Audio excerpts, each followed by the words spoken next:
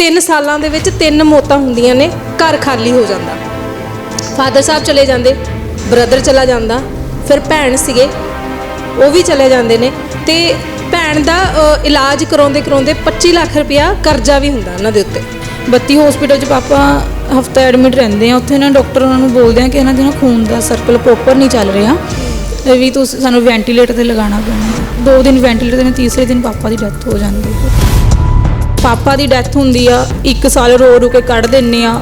ਸਾਡਾ ਸਹਾਰਾ ਸਾਡਾ ਬ੍ਰਦਰ ਹੁੰਦਾ ਏ, ਉਹ ਪੂਰਾ ਕੰਮ ਸਾਂਭ ਲੈਂਦਾ ਏ, ਪੂਰੀ ਜ਼ਿੰਮੇਵਾਰੀ ਪਾਪਾ ਵਾਲੀ ਚੁੱਕਦਾ ਏ। ਰਾਤ ਨੂੰ ਸੌਂਦਾ ਏ ਵਧੀਆ ਰੋਟੀ ਪਾਣੀ ਖਾ ਕੇ, ਤੇ ਸਵੇਰੇ ਉਠਾਣਗੇ ਜਾਂ ਉੱਠਦਾ ਹੀ ਨਹੀਂ। ਅਸੀਂ ਉਸੇ ਟਾਈਮ ਚੱਕ ਕੇ ਹਸਪੀਟਲ ਲੈ ਜਾਂਦੇ ਹਾਂ, ਡਾਕਟਰ ਕਹਿੰਦੇ ਡੈਡ ਹੋ ਗਿਆ, ਇਹਨੂੰ ਸਾਇਲੈਂਟ ਅਟੈਕ ਹੈ।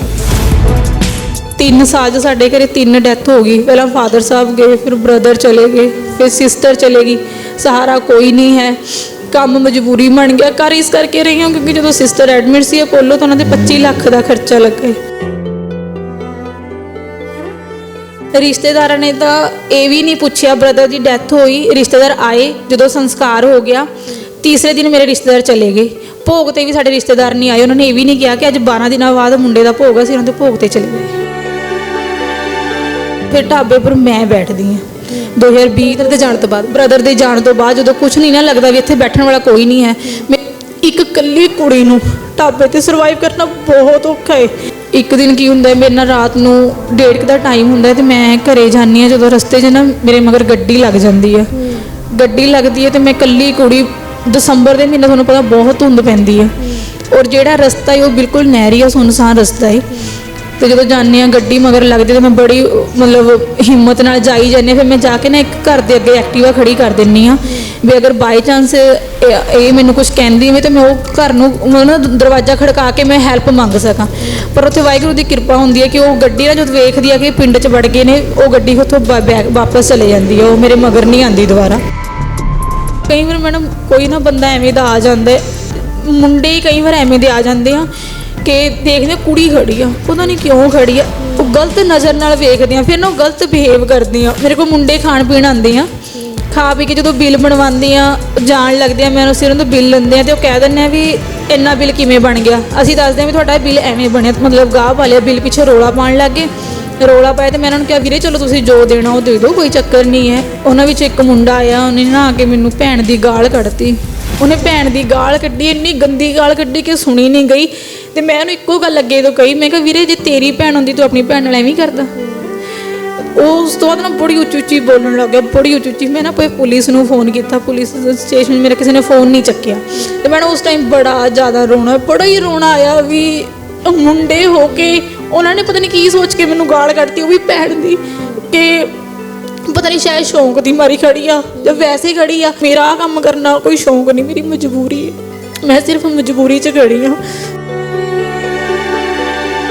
ਘਰ ਖਾਲੀ ਹੋ ਗਿਆ, ਘਰੇ ਜਾ ਕੇ ਵੱਢ ਖਾਣ ਨੂੰ ਪੈਂਦਾ, ਘਰ ਵੀ ਕੋਈ ਹੈ ਹੀ ਨਹੀਂ। ਛੱਡਤਾ ਮੈਡਮ, ਇਸੇ ਗੱਲ ਕਰਕੇ ਘਰ ਛੱਡਤਾ। ਜਿਹੜੇ ਘਰ ਦੇ ਵਿੱਚ ਕਿਸ ਟਾਈਮ ਵਿਆਹਾਂ ਵਰਗੇ ਦਿਨ ਹੁੰਦੇ ਸੀ ਨਾ, ਅੱਜ ਉੱਥੇ ਬਿਲਕੁਲ ਸਨਾਟਾ ਛਾਇਆ ਪਿਆ। ਦਿਲ ਨਹੀਂ ਕਰਦਾ ਮੈਡਮ ਘਰੇ ਜਾਣੇ ਨੂੰ, ਐਵੇਂ ਲੱਗਦਾ ਕਿ ਕਿਸੇ ਓਪਰੇ ਜਿਹੇ ਘਰ 'ਚ ਆ ਗਏ ਹਾਂ। ਯਾਦ ਆਉਂਦੀ ਆ ਉਹਨਾਂ ਦੀ ਬਹੁਤ ਜ਼ਿਆਦਾ, ਬਹੁਤ ਜ਼ਿਆਦਾ, ਬਹੁਤ ਜ਼ਿਆਦਾ।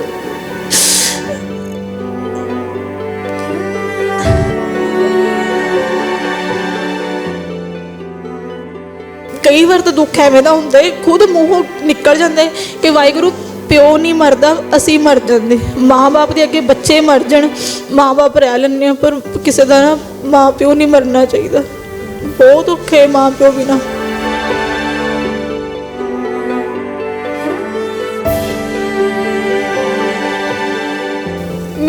ਮੇਰਾ ਤਾਂ ਕੰਮ ਹੀ ਇੱਦਾਂ ਦਾ, ਮੇਰੇ ਤਾਂ ਚਾਹ ਹੀ ਮਰ ਗਏ ਨਹੀਂ, ਪਤਾ ਹੀ ਨਹੀਂ ਕਿ ਖੁਸ਼ ਕਿਵੇਂ ਹੋਇਆ ਜਾਂਦਾ। ਮੈਨੂੰ ਲੱਗਦਾ ਮੈਨੂੰ ਖੁਸ਼ ਹੋਏ ਨੂੰ 4 ਸਾਲ ਹੋ ਗਏ, ਮੈਂ ਕਦੀ ਕੋਈ ਫੰਕਸ਼ਨ ਨਹੀਂ ਅਟੈਂਡ ਕੀਤਾ। ਰਿਸ਼ਤੇਦਾਰ ਛੁੱਟ ਗਏ ਨੇ, ਰਿਸ਼ਤੇਦਾਰਾਂ ਨੇ ਸਾਨੂੰ ਬੁਲਾਉਣਾ ਹੀ ਬੰਦ ਕਰਤਾ, ਸਾਨੂੰ ਕੋਈ ਵਿਆਹਾਂ ਦੇ ਵਿੱਚ ਵੀ ਨਹੀਂ ਬੁਲਾਉਂਦਾ। ਇਹ ਸੋਚ ਕੇ ਨਹੀਂ ਬੁਲਾਉਂਦੇ ਵੀ ਸਾਨੂੰ ਕੀ ਦੇਣਗੇ। ਸਾਨੂੰ ਤਾਂ ਲੋਕ ਇਹ ਵੀ ਕਹਿੰਦੇ ਯਾਰ ਇਹਨਾਂ ਦੇ ਮੱਥੇ ਲਾਕੇ ਦਾ ਕੰਮ ਹੀ ਨਹੀਂ ਬਣਨਾ, ਇਹਨਾਂ ਦੇ ਘਰੇ ਤਾਂ 3 ਮੌਤਾਂ ਹੋ ਗਈਆਂ, ਇਹਨਾਂ ਦੇ ਮੱਥੇ ਲਾਕੇ ਦਾ ਕੰਮ ਹੀ ਨਹੀਂ ਬਣਨਾ। ਤੇ ਜੇ ਉਹਨਾਂ ਦਾ ਕੰਮ ਸਾਡੇ ਮੱਥੇ ਲੱਗ ਕੇ ਨਹੀਂ ਬਣਦਾ ਤੇ ਅਸੀਂ ਕਿਹਦੇ ਮੱਥੇ ਲੱਗੀਏ? ਸਾਡੇ ਖੁਦ ਦੇ ਘਰ 3 ਡੈਥ ਹੋਈਆਂ, ਫਿਰ ਅਸੀਂ ਕਿਹਨੂੰ ਦੇਖ ਕੇ ਮੈਡਮ ਆਪਣਾ ਕੰਮ ਸ਼ੁਰੂ ਕਰੀਏ? ਬੜਾ ਰੋਣਾ ਆਉਂਦਾ ਏ ਕਿ ਕਾਸ਼ ਅੱਜ ਪਿਓ ਖੜਾ ਹੁੰਦਾ ਤਾਂ ਮੈਂ ਇੱਥੇ ਨਾ ਖੜੀ ਹੁੰਦੀ, ਤੇ ਲੋਕਾਂ ਦੀ ਗੱਲਾਂ ਨਾ ਸੁਣਦੀ। ਲੋਕਾਂ ਦੀ ਗੱਲਾਂ ਸੁਣਨੀਆਂ ਬਹੁਤ ਔਖੀਆਂ ਨੇ, ਬਹੁਤ ਜ਼ਿਆਦਾ।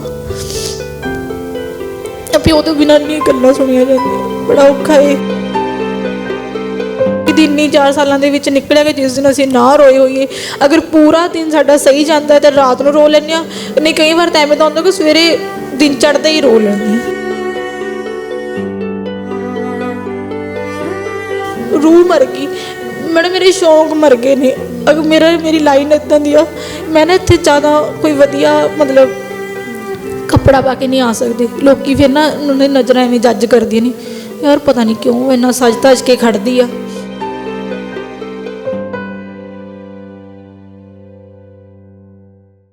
ਸਤਿ ਸ਼੍ਰੀ ਅਕਾਲ, ਮੈਂ ਹਾਂ ਤੁਹਾਡੇ ਨਾਲ ਜਸਪ੍ਰੀਤ। ਹਰ ਕਿਸੇ ਦੀ ਗੱਲ ਕਰੀਏ ਤਾਂ ਹਰ ਕਿਸੇ ਦੀ ਜ਼ਿੰਦਗੀ ਜਿਹੜੀ ਆ ਉਹ ਸਮੂਥ ਨਹੀਂ ਚੱਲਦੀ। ਅਸੀਂ ਕਿਸੇ ਵੀ ਦੂਜੇ ਪਰਸਨ ਦੇ ਨਾਲ ਗੱਲਬਾਤ ਕਰ ਲਈਏ, ਹਰੇਕ ਦੀ ਜ਼ਿੰਦਗੀ ਦੇ ਵਿੱਚ ਉਤਾਰ ਚੜ੍ਹਾਅ ਆਉਂਦੇ ਰਹਿੰਦੇ ਨੇ, ਤੇ ਅਸਲ ਇਨਸਾਨ ਉਹੀ ਹੈ ਜਿਹੜਾ ਹਾਲਾਤਾਂ ਦੇ ਨਾਲ ਚੱਲਦਾ ਹੋਇਆ ਅੱਗੇ ਵੱਧਦਾ ਹੈ। ਅੱਜ ਇਹ ਗੱਲਾਂ ਤਾਂ ਕਰ ਰਹੀ ਹਾਂ ਕਿਉਂਕਿ ਅੱਜ ਤੁਹਾਡੀ ਮੁਲਾਕਾਤ ਮੈਂ ਮਨਦੀਪ ਕੌਰ ਦੇ ਨਾਲ ਕਰਵਾਉਣ ਜਾ ਰਹੀ ਹਾਂ।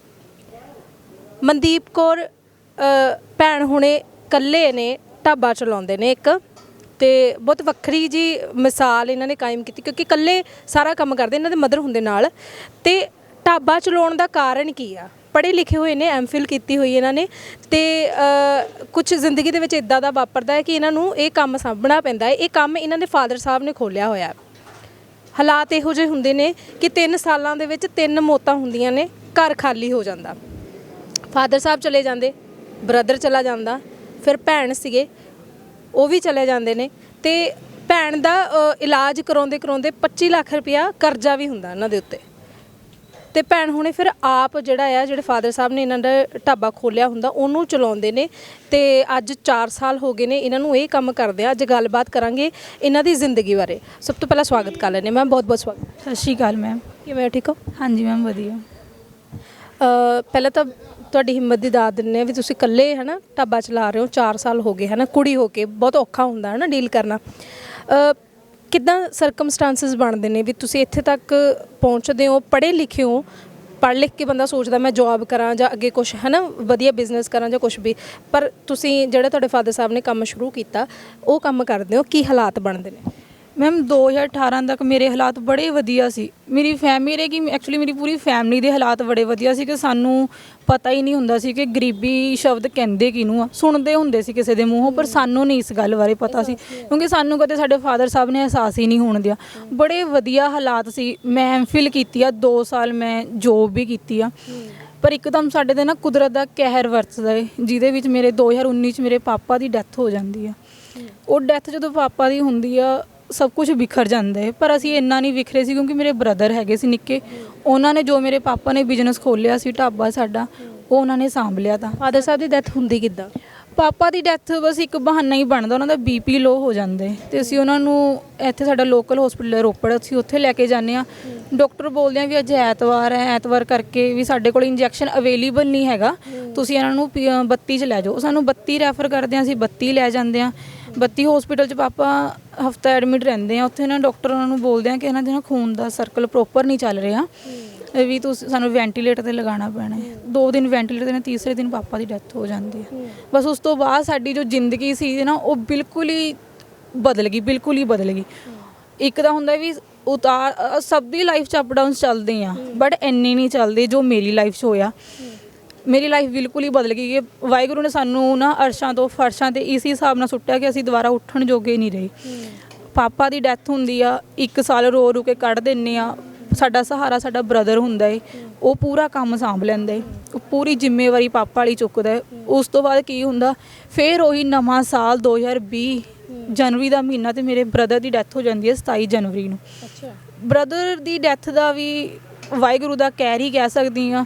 ਰਾਤ ਨੂੰ ਸੌਂਦਾ ਹੈ ਵਧੀਆ, ਰੋਟੀ ਪਾਣੀ ਖਾ ਕੇ, ਤੇ ਸਵੇਰੇ ਉਠਾਣਗੇ ਜਾਂ ਉੱਠਦਾ ਹੀ ਨਹੀਂ। ਅਸੀਂ ਉਸੇ ਟਾਈਮ ਚੱਕ ਕੇ ਹਸਪੀਟਲ ਲੈ ਜਾਂਦੇ ਹਾਂ, ਡਾਕਟਰ ਕਹਿੰਦੇ ਆ ਡੈੱਡ ਹੋ ਗਿਆ, ਇਹਨੂੰ ਸਾਇਲੈਂਟ ਅਟੈਕ ਆ ਗਿਆ। 18 ਸਾਲਾਂ ਦੀ ਉਮਰ 'ਚ ਬੱਚੇ ਨੂੰ ਸਾਇਲੈਂਟ ਅਟੈਕ ਆ ਗਿਆ।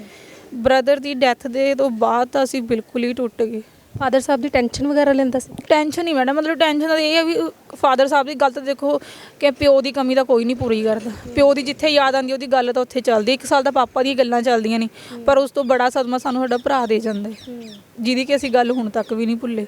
ਜਦੋਂ ਫਾਦਰ ਸਾਹਿਬ ਜਾਂਦੇ ਆ, ਸਾਲ ਤੁਹਾਨੂੰ ਪਤਾ ਨਹੀਂ ਲੱਗਦਾ, ਮਤਲਬ ਕਿਉਂਕਿ ਕੰਮ ਸਾਰਾ ਉਹ ਸਾਂਭ ਲੈਂਦਾ ਆ। ਸਾਂਭ ਲੈਂਦੇ ਉਹ ਪੂਰਾ, ਮਤਲਬ ਮੈਨੂੰ ਲੱਗੇ ਹੀ ਨਹੀਂ ਸੀ ਕਿ ਸਾਡਾ ਇਹ ਭਰਾ 18 ਸਾਲਾਂ ਦਾ ਹੈ। ਉਹਨੇ ਪੂਰੀ ਜ਼ਿੰਮੇਵਾਰੀ ਸਾਂਭੀ, ਉਹਨੇ ਢਾਬਾ ਸਾਂਭਿਆ, ਘਰੇ ਵੀ ਉਹਨੇ ਸਾਨੂੰ ਪੁੱਛਣਾ ਮੰਮੀ ਤੂੰ ਠੀਕ ਆ, ਰੋਟੀ ਖਾ ਲਈ, ਤੁਹਾਡੀ ਦਵਾਈ। ਮੈਂ ਉਸ ਟਾਈਮ ਜੋਬ ਵੀ ਕਰਦੀ ਨੇ, ਮੈਂ ਆਪਣੀ ਜੋਬ ਨਹੀਂ ਛੱਡੀ ਸੀ। ਤੇ ਜਦੋਂ ਬ੍ਰਦਰ ਦੀ ਡੈਥ ਹੁੰਦੀ ਹੈ ਨਾ, ਬ੍ਰਦਰ ਦੇ ਨਾਲ ਮੇਰੇ ਪਾਪਾ ਦੇ ਇੱਕ ਵਰਕਰ ਹੀ ਕਹਿ ਲਓ, ਪਰ ਅਸੀਂ ਉਹਨੂੰ ਕਦੀ ਵਰਕਰ ਨਹੀਂ ਸਮਝਿਆ ਸੀ। ਅਸੀਂ ਉਹਨੂੰ ਹਮੇਸ਼ਾ ਆਪਣਾ ਚਾਚਾ ਕਹਿੰਦੇ ਹੁੰਦੇ ਸੀ, ਕਿਉਂਕਿ ਮੇਰੇ ਪਾਪਾ ਨੂੰ ਭਰਾ ਕਹਿੰਦਾ ਸੀ। ਉਹਨੇ ਮੇਰੇ ਬ੍ਰਦਰ ਦੇ ਨਾਲ ਕੰਮ 1 ਸਾਲ ਉਹਨੇ ਮੇਰੇ ਬ੍ਰਦਰ ਦੇ ਨਾਲ ਉਹਨੇ ਸਾਡਾ ਸਾਥ ਦਿੱਤਾ। ਤੇ ਜਦੋਂ ਬ੍ਰਦਰ ਦੀ ਡੈਥ ਹੋ ਜਾਂਦੀ ਹੈ ਨਾ, ਫਿਰ ਅਸੀਂ ਉਹਨੂੰ ਪੁੱਛਦੇ ਹਾਂ ਵੀ ਅੰਕਲ ਜੀ ਕਿਵੇਂ ਹੁਣ ਕਰਨਾ ਸਰਕਲ, ਵੀ ਢਾਬਾ ਹੁਣ ਕੋਈ ਹੈ ਨਹੀਂ ਘਰੇ ਸਾਂਭਣ ਵਾਲਾ। ਤੇ ਉਹ ਸਾਨੂੰ ਇਹ ਗੱਲ ਕਹਿੰਦਾ ਵੀ ਤੁਸੀਂ ਮੈਨੂੰ ਇਸ ਢਾਬੇ ਦਾ ਮਾਲਕ ਬਣਾ ਦਿਓ। ਉਹ ਸਾਡੇ ਮੂੰਹ 'ਤੇ ਸਿੱਧੀ ਸਾਨੂੰ ਇਹ ਗੱਲ ਕਹਿੰਦੇ। ਉਸ ਟਾਈਮ ਬੜਾ ਫੀਲ ਹੁੰਦਾ ਹੈ ਕਿ ਵੀ ਇੱਕ ਵਰਕਰ ਹੈ ਜੋ ਸਾਡਾ, ਜਿਹਨੂੰ ਅਸੀਂ ਕਦੀ ਵਰਕਰ ਨਹੀਂ ਸਮਝਿਆ, ਚਾਚਾ ਕਹਿੰਦੇ ਆ। ਅਸੀਂ ਇਹਦੀ ਹੈਲਪ ਲੈ ਰਹੇ ਹਾਂ, ਅਤੇ ਇਹ ਸਾਨੂੰ ਕਹਿ ਰਿਹਾ ਤੁਸੀਂ ਮੈਨੂੰ ਮਾਲਕ ਬਣਾ ਦਿਓ, ਤੁਸੀਂ ਮੇਰੇ ਤੋਂ ਡੇਲੀ ਦਾ ਲੈ ਲਿਆ ਕਰੋ ਜੋ ਤੁਸੀਂ ਲੈਣਾ ਹੈ, 500 ਜਾਂ 1000 ਤੁਸੀਂ ਡੇਲੀ ਦਾ ਲੈ ਲਿਆ ਕਰੋ। ਅਤੇ ਉਹ ਸਾਨੂੰ ਨਹੀਂ, ਮਤਲਬ ਮੈਨੂੰ ਪੈਸਿਆਂ ਦਾ ਨਹੀਂ ਸੀ, ਮੈਨੂੰ ਇਹ ਸੀ ਕਿ ਮੈਂ ਆਪਣੇ ਫਾਦਰ ਸਾਹਿਬ ਦੀ ਜਗ੍ਹਾ 'ਤੇ ਇੱਕ ਨੌਕਰ ਨੂੰ ਬੈਠੇ ਨਹੀਂ ਦੇਖ ਸਕਦੀ, ਕਿਉਂਕਿ ਮੇਰੇ ਪਾਪਾ ਦਾ ਨਾਮ ਚੱਲਦਾ। ਜੇ ਅਸੀਂ ਉਹਨੂੰ ਦਿੰਦੇ ਤਾਂ ਉਹਨੇ ਆਪਣਾ ਨਾਮ ਚਲਾਉਣਾ ਸੀ, ਉਹਨੇ ਆਪਣੇ ਨਾਮ 'ਤੇ ਢਾਬਾ ਕਰ ਲੈਣਾ ਸੀ। ਮਾਰਕੀਟ ਮੇਰੇ ਫਾਦਰ ਸਾਹਿਬ ਦੀ ਬਣੀ ਵੀ ਆ, ਲੋਕੀ ਮੇਰੇ ਫਾਦਰ ਸਾਹਿਬ ਕਰਕੇ ਢਾਬੇ 'ਤੇ ਆਉਂਦੇ ਆ। ਅਤੇ ਮੈਂ ਨਹੀਂ ਚਾਹੁੰਦੀ ਸੀ ਕਿ ਮੇਰੇ ਫਾਦਰ ਸਾਹਿਬ ਦਾ ਨਾਮ ਡੁੱਬ ਜਾਵੇ, ਕਿਉਂਕਿ ਮੇਰੇ ਪਾਪਾ ਨੇ ਨਾ 35 ਸਾਲ ਦੀ ਮਿਹਨਤ ਕਰਕੇ ਬਿਜ਼ਨਸ ਖੜਾ ਕੀਤਾ ਸੀ। 35 ਸਾਲ ਦੀ ਮਿਹਨਤ ਉਹਨਾਂ ਦੀ, ਉਹਨਾਂ ਨੇ ਬੜਾ ਸਟਰਗਲ ਕੀਤਾ। ਕਦੀ ਸਾਨੂੰ ਸਾਡੀ ਉਹਨਾਂ ਨੇ ਹਰੇਕ ਖੁਆਇਸ਼ ਪੂਰੀ ਕੀਤੀ ਹੈ ਮੇਰੇ ਪਾਪਾ ਨੇ, ਪਰ ਉਹਨਾਂ ਨੇ ਸਾਨੂੰ ਕਦੀ ਟਾਈਮ ਨਹੀਂ ਦਿੱਤਾ, ਕਿਉਂਕਿ ਉਹਨਾਂ ਕੋਲ ਟਾਈਮ ਹੁੰਦਾ ਹੀ ਨਹੀਂ ਸੀ। ਉਹ ਵਿਚਾਰੇ ਸਵੇਰੇ 8 ਵਜੇ ਨਹਾ ਧੋ ਕੇ ਉਹਨਾਂ ਨੇ ਢਾਬੇ 'ਤੇ ਆ ਜਾਣਾ, ਰਾਤ ਨੂੰ 2 ਵਜੇ ਘਰੇ ਜਾਣਾ। ਜਦੋਂ ਉਹਨਾਂ ਨੇ ਘਰੇ ਜਾਣਾ ਸੀ ਸੁੱਤੇ ਹੋਣਾ, ਜਦੋਂ ਉਹਨਾਂ ਨੇ ਸਵੇਰੇ ਉੱਠਣਾ ਸੀ ਸਕੂਲੇ ਗਏ ਹੋਣਾ। ਸਾਨੂੰ ਕਦੀ ਫਾਦਰ ਸਾਹਿਬ ਇੱਛਾ ਸਾਡੀ ਸਾਰੀਆਂ ਪੂਰੀਆਂ ਹੋਈਆਂ ਨੇ, ਬਸ ਸਾਨੂੰ ਇਹ ਸੀ ਕਿ ਅਸੀਂ ਕਦੀ ਆਪਣੇ ਪਾਪਾ ਨਾਲ ਟਾਈਮ ਸਪੈਂਡ ਨਹੀਂ ਕੀਤਾ। ਜੇ ਅਸੀਂ ਹੁਣ ਟਾਈਮ ਸਪੈਂਡ ਕਰਦੇ, ਬੜੇ ਹੋ ਗਏ ਸੀ, ਪੜ੍ਹ ਲਿਖ ਗਏ ਸੀ, ਨੌਕਰੀ ਕਰਨ ਲੱਗ ਗਏ, ਅਤੇ ਹੁਣ ਸਾਡਾ ਵਾਹਿਗੁਰੂ ਨੇ ਸਾਥ ਖੋਲ੍ਹ ਲਿਆ। 2020 ਦੀ ਇਹ ਹੈਪਨਿੰਗ ਤੋਂ ਬਾਅਦ ਸਾਡਾ 1 ਸਾਲ ਨਿਕਲ ਜਾਂਦਾ ਏ ਔਖਾ ਸੌਖਾ। ਫਿਰ ਢਾਬੇ ਪਰ ਮੈਂ ਬੈਠਦੀ ਹਾਂ 2020 ਦੇ ਜਾਣ ਤੋਂ ਬਾਅਦ, ਬ੍ਰਦਰ ਦੇ ਜਾਣ ਤੋਂ ਬਾਅਦ, ਜਦੋਂ ਕੁਝ ਨਹੀਂ ਨਾ ਲੱਗਦਾ ਵੀ ਇੱਥੇ ਬੈਠਣ ਵਾਲਾ ਕੋਈ ਨਹੀਂ ਹੈ, ਫਿਰ ਮੈਂ ਮਤਲਬ ਜੋ ਮੇਰੇ ਰਿਸ਼ਤੇਦਾਰ ਨੇ ਉਹਨਾਂ ਨਾਲ ਗੱਲ ਕੀਤੀ ਵੀ ਤੁਸੀਂ ਅਗਰ ਸਾਂਭ ਲਓ, ਤੁਸੀਂ ਬੈਠ ਜਾਓ, ਕਿਉਂਕਿ ਦੇਖੋ ਰਿਸ਼ਤੇਦਾਰ ਫਿਰ ਵੀ ਆਪਣੇ ਰਿਸ਼ਤੇਦਾਰ ਹੀ ਹੁੰਦੇ ਨੇ। ਅਗਰ ਉਹਨਾਂ ਨੂੰ ਆਪਾਂ ਬਿਠਾ ਸਕਦੇ ਹਾਂ ਆਪਣੀ ਜਗ੍ਹਾ 'ਤੇ, ਅਗਰ ਉਹ 2 ਪੈਸੇ ਖਾ ਵੀ ਲੈਣਗੇ ਆਪਾਂ ਨੂੰ ਦੁੱਖ ਨਹੀਂ ਲੱਗਦਾ। ਰਿਸ਼ਤੇਦਾਰਾਂ ਨੇ ਸਾਫ਼ ਇਹ ਜਵਾਬ ਦਿੱਤਾ ਕਿ ਸਾਡੇ ਕੋਲ ਨਹੀਂ ਟਾਈਮ ਹੈਗਾ, ਅਸੀਂ ਨਹੀਂ ਤੁਹਾਡੇ ਨਾਲ ਖੜ ਸਕਦੇ। ਰਿਸ਼ਤੇਦਾਰਾਂ ਨੇ ਤਾਂ ਇਹ ਵੀ ਨਹੀਂ ਪੁੱਛਿਆ, ਬ੍ਰਦਰ ਦੀ ਡੈਥ ਹੋਈ, ਰਿਸ਼ਤੇਦਾਰ ਆਏ, ਜਦੋਂ ਸੰਸਕਾਰ ਹੋ ਗਿਆ ਤੀਸਰੇ ਦਿਨ ਮੇਰੇ ਰਿਸ਼ਤੇਦਾਰ ਚਲੇ ਗਏ। ਭੋਗ 'ਤੇ ਵੀ ਸਾਡੇ ਰਿਸ਼ਤੇਦਾਰ ਨਹੀਂ ਆਏ, ਉਹਨਾਂ ਨੇ ਇਹ ਵੀ ਨਹੀਂ ਕਿਹਾ ਕਿ ਅੱਜ 12 ਦਿਨਾਂ ਬਾਅਦ ਮੁੰਡੇ ਦਾ ਭੋਗ ਆ, ਅਸੀਂ ਉਹਨਾਂ ਦੇ ਭੋਗ 'ਤੇ ਚਲੇ ਜਾਈਏ। ਅੱਛਾ, ਬ੍ਰਦਰ ਦੇ ਭੋਗ 'ਤੇ ਮੇਰੇ ਕੋਈ ਰਿਸ਼ਤੇਦਾਰ ਨਹੀਂ ਆਏ। ਮੈਨੂੰ ਕੋਈ ਇਹ ਨਹੀਂ ਕਹਿ ਸਕਦਾ, ਜੋ ਮੇਰੇ ਰਿਸ਼ਤੇਦਾਰ ਨੇ ਇਹ ਨਹੀਂ ਕਹਿ ਸਕਦੇ ਕਿ ਅਸੀਂ ਤੁਹਾਡੇ ਨਾਲ ਇਹ ਖੜੇ ਹਾਂ। ਕਿਸੇ ਨੇ ਮੈਨੂੰ ਇਹ ਨਹੀਂ ਪੁੱਛਿਆ ਵੀ ਤੁਹਾਡਾ ਬ੍ਰਦਰ ਚਲੇ ਗਿਆ, ਹੁਣ ਤੁਹਾਡੇ ਢਾਬੇ 'ਤੇ ਕੌਣ ਬੈਠੇਗਾ, ਜਾਂ ਤੁਸੀਂ ਕਿਵੇਂ ਕਰਨਾ ਕਿਵੇਂ ਨਹੀਂ, ਤੇਰੀ ਲਾਈਫ ਆ। ਕਿਸੇ ਦਾ ਕੋਈ ਉਹ ਨਹੀਂ ਹੈ, ਕਿਉਂਕਿ ਬ੍ਰਦਰ ਦੀ ਡੈਥ ਤੋਂ ਬਾਅਦ, ਪਾਪਾ ਤੋਂ ਬਾਅਦ ਸਾਨੂੰ ਇਹ ਪਤਾ ਲੱਗਿਆ ਕਿ ਜੋ ਰਿਸ਼ਤੇ ਆ ਨਾ ਅੱਜ ਦੇ ਟਾਈਮ 'ਚ, ਉਹ ਸਿਰਫ ਪੈਸੇ ਨਾਲ ਬਣਦੇ ਆ, ਅਦਰਵਾਈਜ਼ ਕੋਈ ਰਿਸ਼ਤਾ ਨਹੀਂ ਬਣਦਾ, ਨਾ ਕੋਈ ਰਿਸ਼ਤਾ ਹੈਗਾ ਏ। ਤੋ ਜਦੋਂ ਬ੍ਰਦਰ ਦੀ ਡੈਥ ਹੋ ਜਾਂਦੀ ਆ, ਉਹਨਾਂ ਤੋਂ ਬਾਅਦ ਫਿਰ ਮੈਂ ਜੋਬ ਛੱਡ ਦਿੰਦੀ ਹਾਂ। 2021 ਦੇ ਵਿੱਚ ਫਿਰ ਮੈਂ ਢਾਬੇ 'ਤੇ ਆਉਂਦੀ ਹਾਂ। ਜਦੋਂ ਮੈਂ ਢਾਬੇ 'ਤੇ ਆਉਂਦੀ ਹਾਂ, ਮੈਡਮ ਮੈਨੂੰ ਮਤਲਬ ਇਹ ਵੀ ਨਹੀਂ ਪਤਾ ਹੁੰਦੀ ਢਾਬੇ ਦੀ ਕਿ ਢਾਬੇ ਨੂੰ ਕੀ ਸਮਾਨ ਕਿੱਥੋਂ ਆਉਣਾ, ਕਿਤੋਂ ਮੰਗਵਾਉਣਾ, ਢਾਬੇ 'ਤੇ ਸਮਾਨ ਕਿਹੜਾ ਚਾਹੀਦਾ ਹੁੰਦਾ, ਮੈਨੂੰ ਕੁਛ ਨਹੀਂ ਪਤਾ ਸੀ। ਮੈਨੂੰ ਸਿਰਫ ਆਪਣੀ ਲੈਂਗੁਏਜ ਪਤਾ ਸੀ, ਮੈਨੂੰ ਜੋ ਮੈਂ ਮਤਲਬ ਮੇਰੀ ਪ੍ਰੋਫੈਸਰ ਲਾਈਨ ਆ, ਮੈਂ ਟੀਚ ਕਰਦੀ ਹਾਂ ਬੱਚਿਆਂ ਨੂੰ, ਮੈਨੂੰ ਸਿਰਫ ਮੇਰਾ ਉਹੀ ਪਤਾ ਸੀ।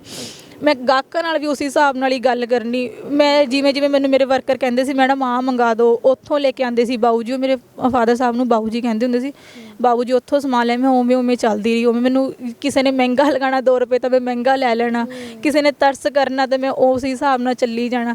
ਹੌਲੀ ਹੌਲੀ ਮੈਨੂੰ 3-4 ਮਹੀਨਿਆਂ 'ਚ ਫਿਰ ਨੌਲੇਜ ਹੋਣ ਲੱਗੀ ਸਮਾਨ ਦੀ। ਫਿਰ ਮੈਂ ਮਤਲਬ ਇਹ ਸੋਚੀ ਵਾਹਿਗੁਰੂ ਦਾ ਹੱਥ ਹੈ ਜਾਇਆ, ਫਿਰ ਮੈਂ ਕਮਾਨ ਸਾਂਭ ਲਈ ਪੂਰੀ ਢਾਬੇ ਦੀ। ਅੱਜ ਕਿਰਪਾ ਹੈ ਵਾਹਿਗੁਰੂ ਦੀ, ਚੱਲਦਾ ਪਿਆ ਵਧੀਆ। ਪਰ ਇੱਕ ਇਕੱਲੀ ਕੁੜੀ ਨੂੰ ਢਾਬੇ 'ਤੇ ਸਰਵਾਈਵ ਕਰਨਾ ਬਹੁਤ ਔਖਾ ਹੈ। ਇਹ ਲਾਈਨ ਨਾ ਕੁਛ ਇਸ ਤਰ੍ਹਾਂ ਦੀ ਹੈ, ਕਿਉਂਕਿ ਇੱਥੇ ਡਰਾਈਵਰ ਲੋਕ ਵੀ ਆਉਂਦੇ ਆ, ਬੜੇ ਲੋਕੀ ਕਹਿ ਦਿੰਦੇ ਆ ਕਿ ਡਰਾਈਵਰਾਂ ਦੀ ਸੋਚ ਮਾੜੀ ਹੁੰਦੀ ਆ। ਸੁਣੀਦਾ ਏ, ਖੜਦੇ ਆ ਕਿਉਂਕਿ ਮਜਬੂਰੀ ਆ। ਮੈਂ ਜੋ ਮੇਰਾ ਸ਼ੌਂਕ ਹੈ ਨਾ, ਜੋ ਸਿਰਫ ਟੀਚਿੰਗ ਹੈ, ਮੈਂ ਟੀਚ ਕਰਨਾ ਚਾਹੁੰਦੀ ਹਾਂ ਬੱਚਿਆਂ ਨੂੰ। ਪਰ ਅੱਜ ਮੇਰੇ ਹਾਲਾਤ ਐਵੇਂ ਦੇ ਬਣ ਗਏ ਕਿ ਇਹ ਮੇਰੀ ਮਜਬੂਰੀ ਆ। ਲੋਕੀ ਕੰਮ ਦੋ ਤਰੀਕੇ ਨਾਲ ਹੀ ਕਰਦੇ ਆ, ਜੇ ਸ਼ੌਂਕ ਹੋਵੇ ਜਾਂ ਮਜਬੂਰੀ। ਮੇਰਾ ਸ਼ੌਂਕ ਨਹੀਂ ਹੈ, ਮੇਰੀ ਮਜਬੂਰੀ ਹੈ।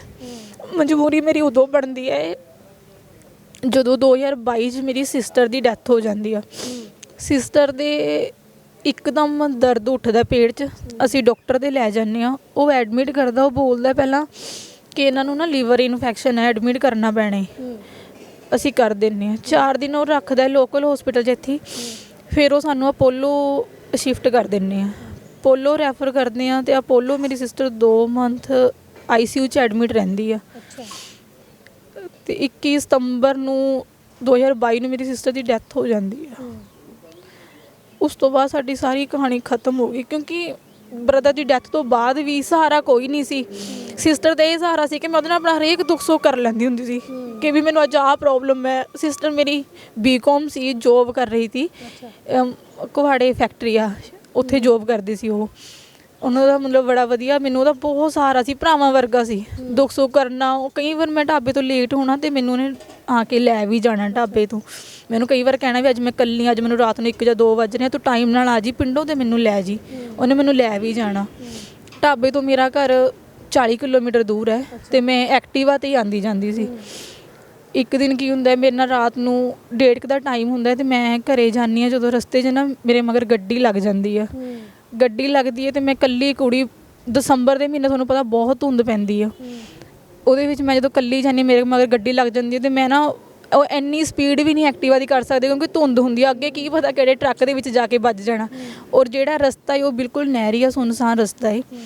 ਅਤੇ ਜਦੋਂ ਜਾਂਦੇ ਹਾਂ ਗੱਡੀ ਮਗਰ ਲੱਗਦੀ ਅਤੇ ਮੈਂ ਬੜੀ ਮਤਲਬ ਹਿੰਮਤ ਨਾਲ ਜਾਈ ਜਾਂਦੀ ਹਾਂ। ਫਿਰ ਮੈਂ ਜਾ ਕੇ ਨਾ ਇੱਕ ਘਰ ਦੇ ਅੱਗੇ ਐਕਟਿਵਾ ਖੜੀ ਕਰ ਦਿੰਦੀ ਹਾਂ ਵੀ ਅਗਰ ਬਾਈ ਚਾਂਸ ਇਹ ਮੈਨੂੰ ਕੁਝ ਕਹਿੰਦੀ ਵੀ ਤਾਂ ਮੈਂ ਉਹ ਘਰ ਨੂੰ ਮਤਲਬ ਦਰਵਾਜ਼ਾ ਖੜਕਾ ਕੇ ਮੈਂ ਹੈਲਪ ਮੰਗ ਸਕਾਂ। ਪਰ ਉੱਥੇ ਵਾਹਿਗੁਰੂ ਦੀ ਕਿਰਪਾ ਹੁੰਦੀ ਹੈ ਕਿ ਉਹ ਗੱਡੀ ਨਾ ਜਦੋਂ ਵੇਖਦੀ ਆ ਕਿ ਪਿੰਡ 'ਚ ਵੜ ਗਏ ਨੇ, ਉਹ ਗੱਡੀ ਉੱਥੋਂ ਵਾਪਸ ਚਲੇ ਜਾਂਦੀ ਆ, ਉਹ ਮੇਰੇ ਮਗਰ ਨਹੀਂ ਆਉਂਦੀ ਦੁਬਾਰਾ। ਐਵੇਂ ਮੇਰੇ ਨਾਲ 2-3 ਐਕਸੀਡੈਂਟ ਹੋਏ ਆ, ਜਿਸ ਦੀ ਵਜ੍ਹਾ ਕਰਕੇ ਹੁਣ ਅਸੀਂ ਇੱਥੇ ਆਪਣਾ ਰੈਂਟ 'ਤੇ ਹੀ ਲੈ ਲਿਆ।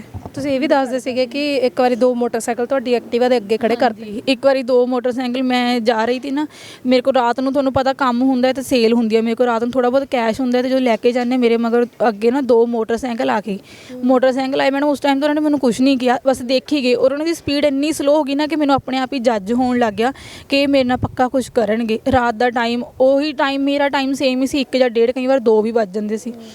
ਅਤੇ ਮੈਂ ਫਿਰ ਕੀ ਕੀਤਾ, ਮਤਲਬ ਸਹਾਰਾ ਲੈਣ ਲਈ ਮੇਰੇ ਅੱਗੇ ਵੀ ਇੱਕ ਗੱਡੀ ਸੀ ਅਤੇ ਮੇਰੇ ਪਿੱਛੇ ਵੀ ਗੱਡੀ ਸੀ। ਮੈਂ ਉਹਨਾਂ ਦੇ ਵਿੱਚ ਹੀ ਆਪਣੀ ਐਕਟਿਵਾ ਰੱਖੀ ਕਿ ਮੈਂ ਸਲੋ ਜਾਂਦੀ ਰਹੀ ਵੀ ਤਾਂ ਕਿ ਮੇਰੇ ਨਾਲ। ਪਰ ਮੇਰੇ 'ਤੇ ਹਮੇਸ਼ਾ ਕਿਰਪਾ ਹੀ ਰਹੀ ਆ ਵਾਹਿਗੁਰੂ ਦੀ ਕਿ ਉਹਨਾਂ ਨੇ ਮੇਰਾ ਹਮੇਸ਼ਾ ਹੱਥ ਦੇ ਕੇ ਸਾਥ ਹੀ ਦਿੱਤਾ ਹੈ। ਕਦੀ ਮੇਰੇ ਨਾਲ ਕੁਛ ਐਵੇਂ ਦਾ ਨਹੀਂ ਹੋਇਆ ਰਸਤੇ 'ਚ।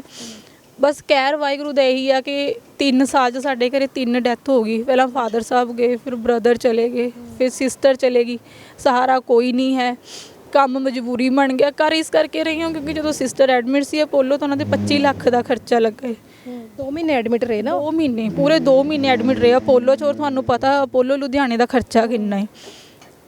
ਖਰਚਾ ਇਸ ਕਰਕੇ ਕੀਤਾ ਕਿ ਸਿਸਟਰ ਨੂੰ ਬਚਾ ਸਕੀਏ, ਪਰ ਨਹੀਂ, ਉਹ ਬਚੀ ਨਹੀਂ। ਸ਼ਾਇਦ ਉਹਦੇ ਨਹੀਂ ਦਾਣਾ ਪਾਣੀ ਲਿਖਿਆ ਸੀ ਵਾਹਿਗੁਰੂ ਨੇ, ਪਰ ਉਹ ਕਰਜ਼ਾ ਹੁਣ ਇੰਨਾ ਕੁ ਜ਼ਿਆਦਾ ਹੈ ਨਾ ਕਿ ਮੈਨੂੰ ਇਹ ਆ ਵੀ ਮੈਂ ਜਦੋਂ ਵੀ ਕੁਛ ਜਾਵਾਂ ਦੁਨੀਆ ਤੋਂ ਕਰਜ਼ਾ ਫ੍ਰੀ ਹੋ ਕੇ ਜਾਵਾਂ। ਲੋਕ ਇਹ ਨਾ ਕਹਿਣ ਕਿ ਉਹਨਾਂ ਨੇ ਸਾਡੇ ਤੋਂ ਕਰਜ਼ਾ ਲਿਆ, ਸਾਡਾ ਵਾਪਸ ਨਹੀਂ ਕੀਤਾ। ਇਸ ਕਰਕੇ ਇਸ ਕੰਮ 'ਚ, ਇਸ ਲਾਈਨ 'ਚ ਆ ਗਈ ਮੈਂ।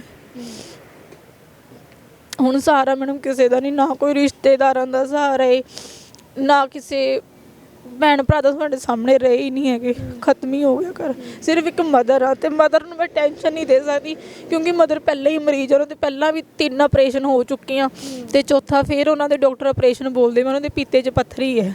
ਔਰ ਜਿਹੜੇ ਉਹਨਾਂ ਦੇ ਪਹਿਲਾਂ ਆਪਰੇਸ਼ਨ ਹੋਇਆ ਉਹ ਥੋੜ੍ਹਾ ਰਿਸਕੀ ਨੇ ਅਤੇ ਜਲਦੀ ਕੋਈ ਡਾਕਟਰ ਉਹਨਾਂ ਨੂੰ ਹੈਂਡਲ ਨਹੀਂ ਕਰਦਾ। ਉਹ ਕਹਿੰਦੇ ਵੀ ਰਿਸਕੀ ਆਪਰੇਸ਼ਨ ਇਹਨਾਂ ਦੇ ਜਿਹੜੇ ਪਹਿਲਾਂ ਹੋ ਚੁੱਕੇ ਆ, ਵੀ ਅਸੀਂ ਇੰਨੀ ਜਲਦੀ ਰਿਸਕ ਨਹੀਂ ਲੈ ਸਕਦੇ। ਜਦੋਂ ਤੁਸੀਂ ਮਤਲਬ ਇੰਨਾ ਮੇਰਾ ਅਜੇ ਮੈਂ ਸਟੈਂਡ ਨਹੀਂ ਹੈ ਢਾਬੇ ਦੇ ਕੰਮ ਤੋਂ ਕਿ ਮੈਂ ਆਪਣੀ ਮਦਰ ਦਾ ਆਪਰੇਸ਼ਨ ਹੀ ਕਰਾ ਸਕਾਂ। ਤੁਸੀਂ ਦੱਸਦੇ ਹੋ ਕਿ ਇੱਥੇ ਰਾਤ ਬਰਾਤੇ ਤੁਹਾਨੂੰ 2 ਵੀ ਵੱਜ ਜਾਂਦੇ, 1-1:30 ਵੀ ਵੱਜ ਜਾਂਦਾ ਹੈ ਨਾ, ਅਤੇ ਰਾਤ ਨੂੰ ਕਈ ਵਾਰੀ ਦਾਰੂ ਪੀ ਕੇ ਵੀ ਲੋਕ ਆ ਜਾਂਦੇ ਹੈ ਨਾ, ਫਿਰ ਦਿੱਕਤ ਆਉਂਦੀ ਹੈ? ਕਦੀ ਹੋਇਆ ਇੱਦਾਂ? ਬਹੁਤ ਜ਼ਿਆਦਾ। ਜਦੋਂ ਕਈ ਮਤਲਬ ਇਹ ਨਹੀਂ ਸਾਰੇ ਲੋਕੀ ਕਹਿੰਦੇ ਨਾ 5 ਉਂਗਲੀਆਂ ਇੱਕ ਬਰਾਬਰ ਨਹੀਂ ਹੁੰਦੀਆਂ, ਸਾਰੇ ਲੋਕੀ ਦੀ ਸੋਚ ਘਟੀਆ ਨਹੀਂ, ਪਰ ਕੁਛ ਕੁ ਵਿੱਚ ਹੁੰਦੇ ਆ। ਕਈ ਲੋਕੀ ਤਾਂ ਇਹ ਸੋਚਦੇ ਵੀ ਕੁੜੀ ਖੜੀ ਆ ਢਾਬੇ 'ਤੇ, ਪ੍ਰਾਊਡ ਫੀਲ ਕਰਵਾਉਂਦੇ ਆ ਮੈਨੂੰ। ਉਦੋਂ ਮੈਨੂੰ ਬੜੀ ਖੁਸ਼ੀ ਹੁੰਦੀ ਜਦੋਂ ਲੋਕੀ ਇਹ ਕਹਿੰਦੇ ਨਾ ਮੈਡਮ ਤੁਸੀਂ ਕੁੜੀ ਹੋ ਕੇ ਢਾਬੇ 'ਤੇ ਖੜੇ ਹੋ, ਤੁਸੀਂ ਕੰਮ ਚਲਾ ਰਹੇ ਹੋ, ਤੁਸੀਂ ਇੰਨਾ ਕੰਮ ਚਲਾ ਰਹੇ ਹੋ ਨਾ, ਬੜਾ ਵਧੀਆ ਤੁਸੀਂ ਜ਼ਿੰਮੇਵਾਰੀ ਸਾਂਭੀ ਹੋਈ ਘਰ ਦੀ, ਤੁਹਾਨੂੰ ਦੇਖ ਕੇ ਸਾਨੂੰ ਬੜੀ ਖੁਸ਼ੀ ਹੁੰਦੀ ਆ, ਉਦੋਂ ਬੜਾ ਪ੍ਰਾਊਡ ਫੀਲ ਹੁੰਦਾ। ਪਰ ਕਈ ਵਾਰ ਮੈਡਮ ਕੋਈ ਨਾ ਬੰਦਾ ਐਵੇਂ ਦਾ ਆ ਜਾਂਦਾ, ਮੁੰਡੇ ਕਈ ਵਾਰ ਐਵੇਂ ਦੇ ਆ ਜਾਂਦੇ ਆ ਕਿ ਦੇਖਦੇ ਆ ਕੁੜੀ ਖੜੀ ਆ, ਪਤਾ ਨਹੀਂ ਕਿਉਂ ਖੜੀ ਆ, ਉਹ ਗਲਤ ਨਜ਼ਰ ਨਾਲ ਵੇਖਦੇ ਆ, ਫਿਰ ਨਾ ਉਹ ਗਲਤ ਬਿਹੇਵ ਕਰਦੇ ਆ। ਕਈ ਵਾਰ ਕੋਈ ਮਾਮਾ ਭੈਣਾਂ ਦੀ ਗਾਲਾਂ ਵੀ ਕੱਢ ਜਾਂਦਾ ਹੈ, ਫਿਰ ਉਸ ਟਾਈਮ ਬੜਾ ਰੋਣਾ ਆਉਂਦਾ। ਉਸ ਟਾਈਮ ਫਿਰ ਇਹ ਫੀਲ ਹੁੰਦਾ ਹੈ ਕਿ ਅੱਜ ਪਾਪਾ ਖੜੇ ਹੁੰਦੇ ਤਾਂ ਮੈਂ ਕਿਉਂ ਖੜਦੀ ਢਾਬੇ 'ਤੇ। ਮੈਂ ਆਪਣੀ ਜੋਬ ਕਰੀ ਜਾਣੀ ਸੀ, ਜੋਬ ਕੰਟੀਨਿਊ ਸੀ, ਕਿ ਮਜਬੂਰੀ ਦੇ ਵਿੱਚ ਖੜੀਆਂ ਤੇ ਲੋਕੀ ਮਜਬੂਰੀ ਦਾ ਫਾਇਦਾ ਚੁੱਕ ਲੈਣ। ਕਈ ਵਾਰ ਬਿੱਲ ਪਿੱਛੇ ਬੜਾ ਹੋ ਜਾਂਦਾ ਹੈ, ਲੋਕੀ ਖਾਂਦੇ ਆ ਪੀਂਦੇ ਆ, ਜਦੋਂ ਉਹਨਾਂ ਦੀ ਬਿੱਲ ਦੀ ਵਾਰੀ ਆਉਂਦੀ ਆ ਫਿਰ ਕਹਿ ਦਿੰਦੇ ਤੁਸੀਂ ਬਿੱਲ ਇੰਨਾ ਕਿਵੇਂ ਬਣਾਤਾ, ਫਿਰ ਦੱਸੀਦਾ ਵੀ ਤੁਹਾਡਾ ਆਹ ਵਾਲਾ ਸਮਾਨ ਆ, ਫਿਰ ਇਹ ਵੀ ਬੋਲੀਦਾ ਕਿ ਚਲੋ ਇਹਨਾਂ ਨਾਲ ਕੀ ਬਹਿਸ ਕਰਨੀ ਆ, ਵੀ ਤੁਸੀਂ ਜਿੰਨੇ ਦੇਣੇ ਉਨੇ ਦੇ ਦਿਓ। ਉਹਦੇ ਪਿੱਛੇ ਵੀ ਫਿਰ ਗਾਲਾਂ ਥੋੜ੍ਹਾ ਦੱਸਦੇ ਸੀਗੇ ਕਿ ਇੰਸੀਡੈਂਟ, ਉਹ ਕੀ ਇੰਸੀਡੈਂਟ ਮੈਮ ਇਹ ਹੋਇਆ ਕਿ ਮੇਰੇ ਕੋਲ ਮੁੰਡੇ ਖਾਣ ਪੀਣ ਆਉਂਦੇ ਆ, ਖਾ ਪੀ ਕੇ ਜਦੋਂ ਬਿੱਲ ਬਣਵਾਉਂਦੀ ਆ ਜਾਣ ਲੱਗਦੇ ਆ, ਮੈਂ ਉਹਨਾਂ ਤੋਂ ਬਿੱਲ ਲੈਂਦੇ ਆ ਅਤੇ ਉਹ ਕਹਿ ਦਿੰਦੇ ਆ ਵੀ ਇੰਨਾ ਬਿੱਲ ਕਿਵੇਂ ਬਣ ਗਿਆ। ਅਸੀਂ ਦੱਸਦੇ ਹਾਂ ਵੀ ਤੁਹਾਡਾ ਬਿੱਲ ਐਵੇਂ ਬਣਿਆ, ਤੁਹਾਨੂੰ ਸਾਰਾ ਅਸੀਂ ਰਿਟਰਨ 'ਚ ਬਿੱਲ ਬਣਾ ਕੇ ਦਿੰਦੇ ਹਾਂ, ਪੱਕਾ ਬਿੱਲ ਬਣਾਉਂਦੇ ਹਾਂ ਅਸੀਂ, ਕੋਈ ਇਹ ਨਹੀਂ ਵੀ ਆਪਣੇ ਕੋਲੋਂ ਨਹੀਂ। ਜੋ ਸਾਡੇ ਢਾਬੇ ਦੇ ਰੇਟ ਆ ਜੈਨੂਅਲ ਰੇਟ ਨੇ, ਸਭ ਨੂੰ ਬਰਾਬਰ ਹੈ, ਚਾਹੇ ਕੋਈ ਟਰੱਕ ਡਰਾਈਵਰ ਆ ਚਾਹੇ ਕੋਈ ਗੱਡੀ ਵਾਲਾ, ਸਭ ਨੂੰ ਅਸੀਂ ਮਤਲਬ ਸਭ ਨੂੰ ਇੱਕੋ ਬਰਾਬਰ ਰੇਟ ਆ। ਉਹਨਾਂ ਨੇ ਮੇਰੇ ਨਾਲ ਕੀ ਕੀਤਾ, ਮਤਲਬ ਗਾਹ ਪਾ ਲਿਆ, ਬਿੱਲ ਪਿੱਛੇ ਰੌਲਾ ਪਾਉਣ ਲੱਗ ਗਏ। ਰੌਲਾ ਪਾਇਆ ਅਤੇ ਮੈਂ ਉਹਨਾਂ ਨੂੰ ਕਿਹਾ ਵੀਰੇ ਚਲੋ ਤੁਸੀਂ ਜੋ ਦੇਣਾ ਉਹ ਦੇ ਦਿਓ, ਕੋਈ ਚੱਕਰ ਨਹੀਂ ਹੈ। ਮੈਂ ਹੁਣ ਕੀ ਕਹਿ ਸਕਦੀ ਵੀ ਗਾਹਕ ਨਾਲ ਲੜਾਈ ਕਰੂੰਗੇ ਬਹਿਸ ਕਰੂੰਗੇ, ਗਾਹਕ ਖਰਾਬ ਹੁੰਦੇ ਆ। ਅਤੇ ਉਹਨਾਂ ਵਿੱਚ ਇੱਕ ਮੁੰਡਾ ਆਇਆ, ਉਹਨੇ ਨਾ ਆ ਕੇ ਮੈਨੂੰ ਭੈਣ ਦੀ ਗਾਲ ਕੱਢਤੀ। ਉਹਨੇ ਭੈਣ ਦੀ ਗਾਲ ਕੱਢੀ, ਇੰਨੀ ਗੰਦੀ ਗਾਲ ਕੱਢੀ ਕਿ ਸੁਣੀ ਨਹੀਂ ਗਈ। ਅਤੇ ਮੈਂ ਉਹਨੂੰ ਇੱਕੋ ਗੱਲ ਅੱਗੇ ਤੋਂ ਕਹੀ, ਮੈਂ ਕਿਹਾ ਵੀਰੇ ਜੇ ਤੇਰੀ ਭੈਣ ਹੁੰਦੀ ਤੂੰ ਆਪਣੀ ਭੈਣ ਨਾਲ ਐਵੇਂ ਕਰਦਾ। ਉਸ ਤੋਂ ਬਾਅਦ ਨਾ ਬੜੀ ਉੱਚੀ ਉੱਚੀ ਬੋਲਣ ਲੱਗ ਗਿਆ, ਬੜੀ ਉੱਚੀ ਉੱਚੀ। ਮੈਂ ਨਾ ਪੁਲਿਸ ਨੂੰ ਫੋਨ ਕੀਤਾ, ਪੁਲਿਸ ਸਟੇਸ਼ਨ ਮੇਰਾ ਕਿਸੇ ਨੇ ਫ਼ੋਨ ਨਹੀਂ ਚੱਕਿਆ। ਇੱਕ ਸੀ ਜਿਹੜੇ ਸਾਡੇ ਆਉਂਦੇ ਰਹਿੰਦੇ ਢਾਬੇ 'ਤੇ ਅੰਕਲ, ਮੈਂ ਉਹਨਾਂ ਨੂੰ ਫ਼ੋਨ ਕੀਤਾ, ਉਹ ਮੈਨੂੰ ਕਹਿੰਦੇ ਬੇਟਾ ਮੈਂ ਨਾ ਬਾਹਰ ਹਾਂ, ਤੂੰ ਥਾਣੇ ਫ਼ੋਨ ਕਰ ਲੈ। ਥਾਣੇ 'ਚ ਕੋਈ ਫ਼ੋਨ ਨਾ ਚੱਕੇ ਉਸ ਟਾਈਮ। ਅਤੇ ਮੈਨੂੰ ਉਸ ਟਾਈਮ ਬੜਾ ਜ਼ਿਆਦਾ ਬੜਾ ਹੀ ਰੋਣਾ ਆਇਆ ਵੀ ਮੁੰਡੇ ਹੋ ਕੇ ਉਹਨਾਂ ਨੇ ਪਤਾ ਨਹੀਂ ਕੀ ਸੋਚ ਕੇ ਮੈਨੂੰ ਗਾਲ ਕੱਢਤੀ, ਉਹ ਵੀ ਭੈਣ ਦੀ, ਕਿ ਪਤਾ ਨਹੀਂ ਸ਼ਾਇਦ ਸ਼ੌਂਕ ਦੀ ਮਾਰੀ ਖੜੀ ਆ ਜਾਂ ਵੈਸੇ ਖੜੀ ਆ।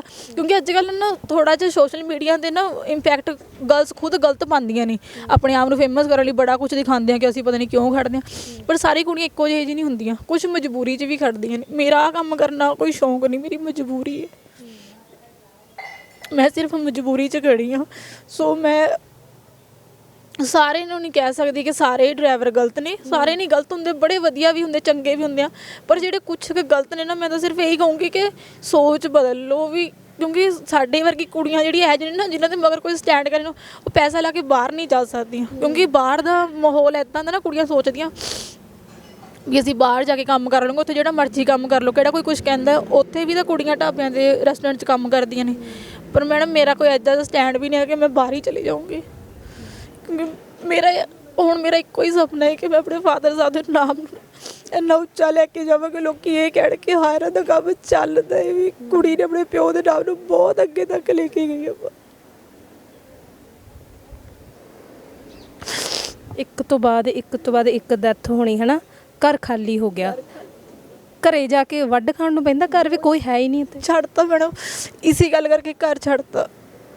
ਉੱਥੇ ਬਿਲਕੁਲ ਜਿਸ ਘਰ ਦੇ ਵਿੱਚ ਵਿਆਹਾਂ ਵਰਗੇ ਦਿਨ ਸੀ ਨਾ, ਮਤਲਬ 5 ਭੈਣ ਭਰਾ ਸੀ। ਇੱਕ ਸਿਸਟਰ ਦੀ ਮੈਰਿਡ ਆ, ਉਹ ਆਪਣੇ ਸਹੁਰੇ ਘਰ ਨੇ, ਛੋਟੀ ਸਿਸਟਰ ਦੀ ਮੈਰਿਜ ਹੋ ਗਈ ਆ। ਉਹਨਾਂ ਦੀ ਮੈਰਿਜ ਪਾਪਾ ਤੋਂ ਬਾਅਦ ਮੈਂ ਹੀ ਕੀਤੀ ਆ, ਉਹਨਾਂ ਦਾ ਵਿਆਹ। ਉਹਨਾਂ ਦੇ ਬੇਟਾ ਇੱਕ, ਉਹ ਦੇਖੋ ਉਹਦੀ ਆਪਣੀ ਲਾਈਫ ਆ ਨਾ, ਉਹਦੀ ਅਲੱਗ ਲਾਈਫ ਹੋ ਗਈ, ਉਹ ਵਿਆਹੀ ਗਈ ਆ। ਜਿਹੜੇ ਘਰ ਦੇ ਵਿੱਚ ਕਿਸ ਟਾਈਮ ਵਿਆਹਾਂ ਵਰਗੇ ਦਿਨ ਹੁੰਦੇ ਸੀ ਨਾ, ਅੱਜ ਉੱਥੇ ਬਿਲਕੁਲ ਸਨਾਟਾ ਛਾਇਆ ਪਿਆ। ਦਿਲ ਨਹੀਂ ਕਰਦਾ ਮੈਡਮ ਘਰੇ ਜਾਣੇ ਨੂੰ, ਐਵੇਂ ਲੱਗਦਾ ਕਿ ਕਿਸੇ ਓਪਰੇ ਜਿਹੇ ਘਰ 'ਚ ਆ ਗਏ ਆ। ਉਸ ਘਰ ਦੇ ਵਿੱਚ ਜਿੱਥੇ ਬਚਪਨ ਬੀਤਿਆ ਹੋਵੇ, ਇਕੱਠੇ ਬੜੇ ਹੋਏ ਆ, ਪੜ੍ਹੇ ਲਿਖੇ, 5 ਭੈਣ ਭਰਾ ਇਕੱਠੇ ਰਹਿੰਦੇ ਸੀ, ਅਤੇ ਉਹ ਜੋ ਖਾਲੀ ਉੱਥੇ ਕੋਈ ਦਿਖਦਾ ਨਹੀਂ ਹੈਗਾ। ਉਹ ਘਰ ਛੱਡਤਾ ਅਸੀਂ ਨੇ। ਯਾਦ ਆਉਂਦੀ ਆ ਉਹਨਾਂ ਦੀ? ਬਹੁਤ ਜ਼ਿਆਦਾ ਕਮੀ ਮਹਿਸੂਸ, ਬਹੁਤ ਜ਼ਿਆਦਾ।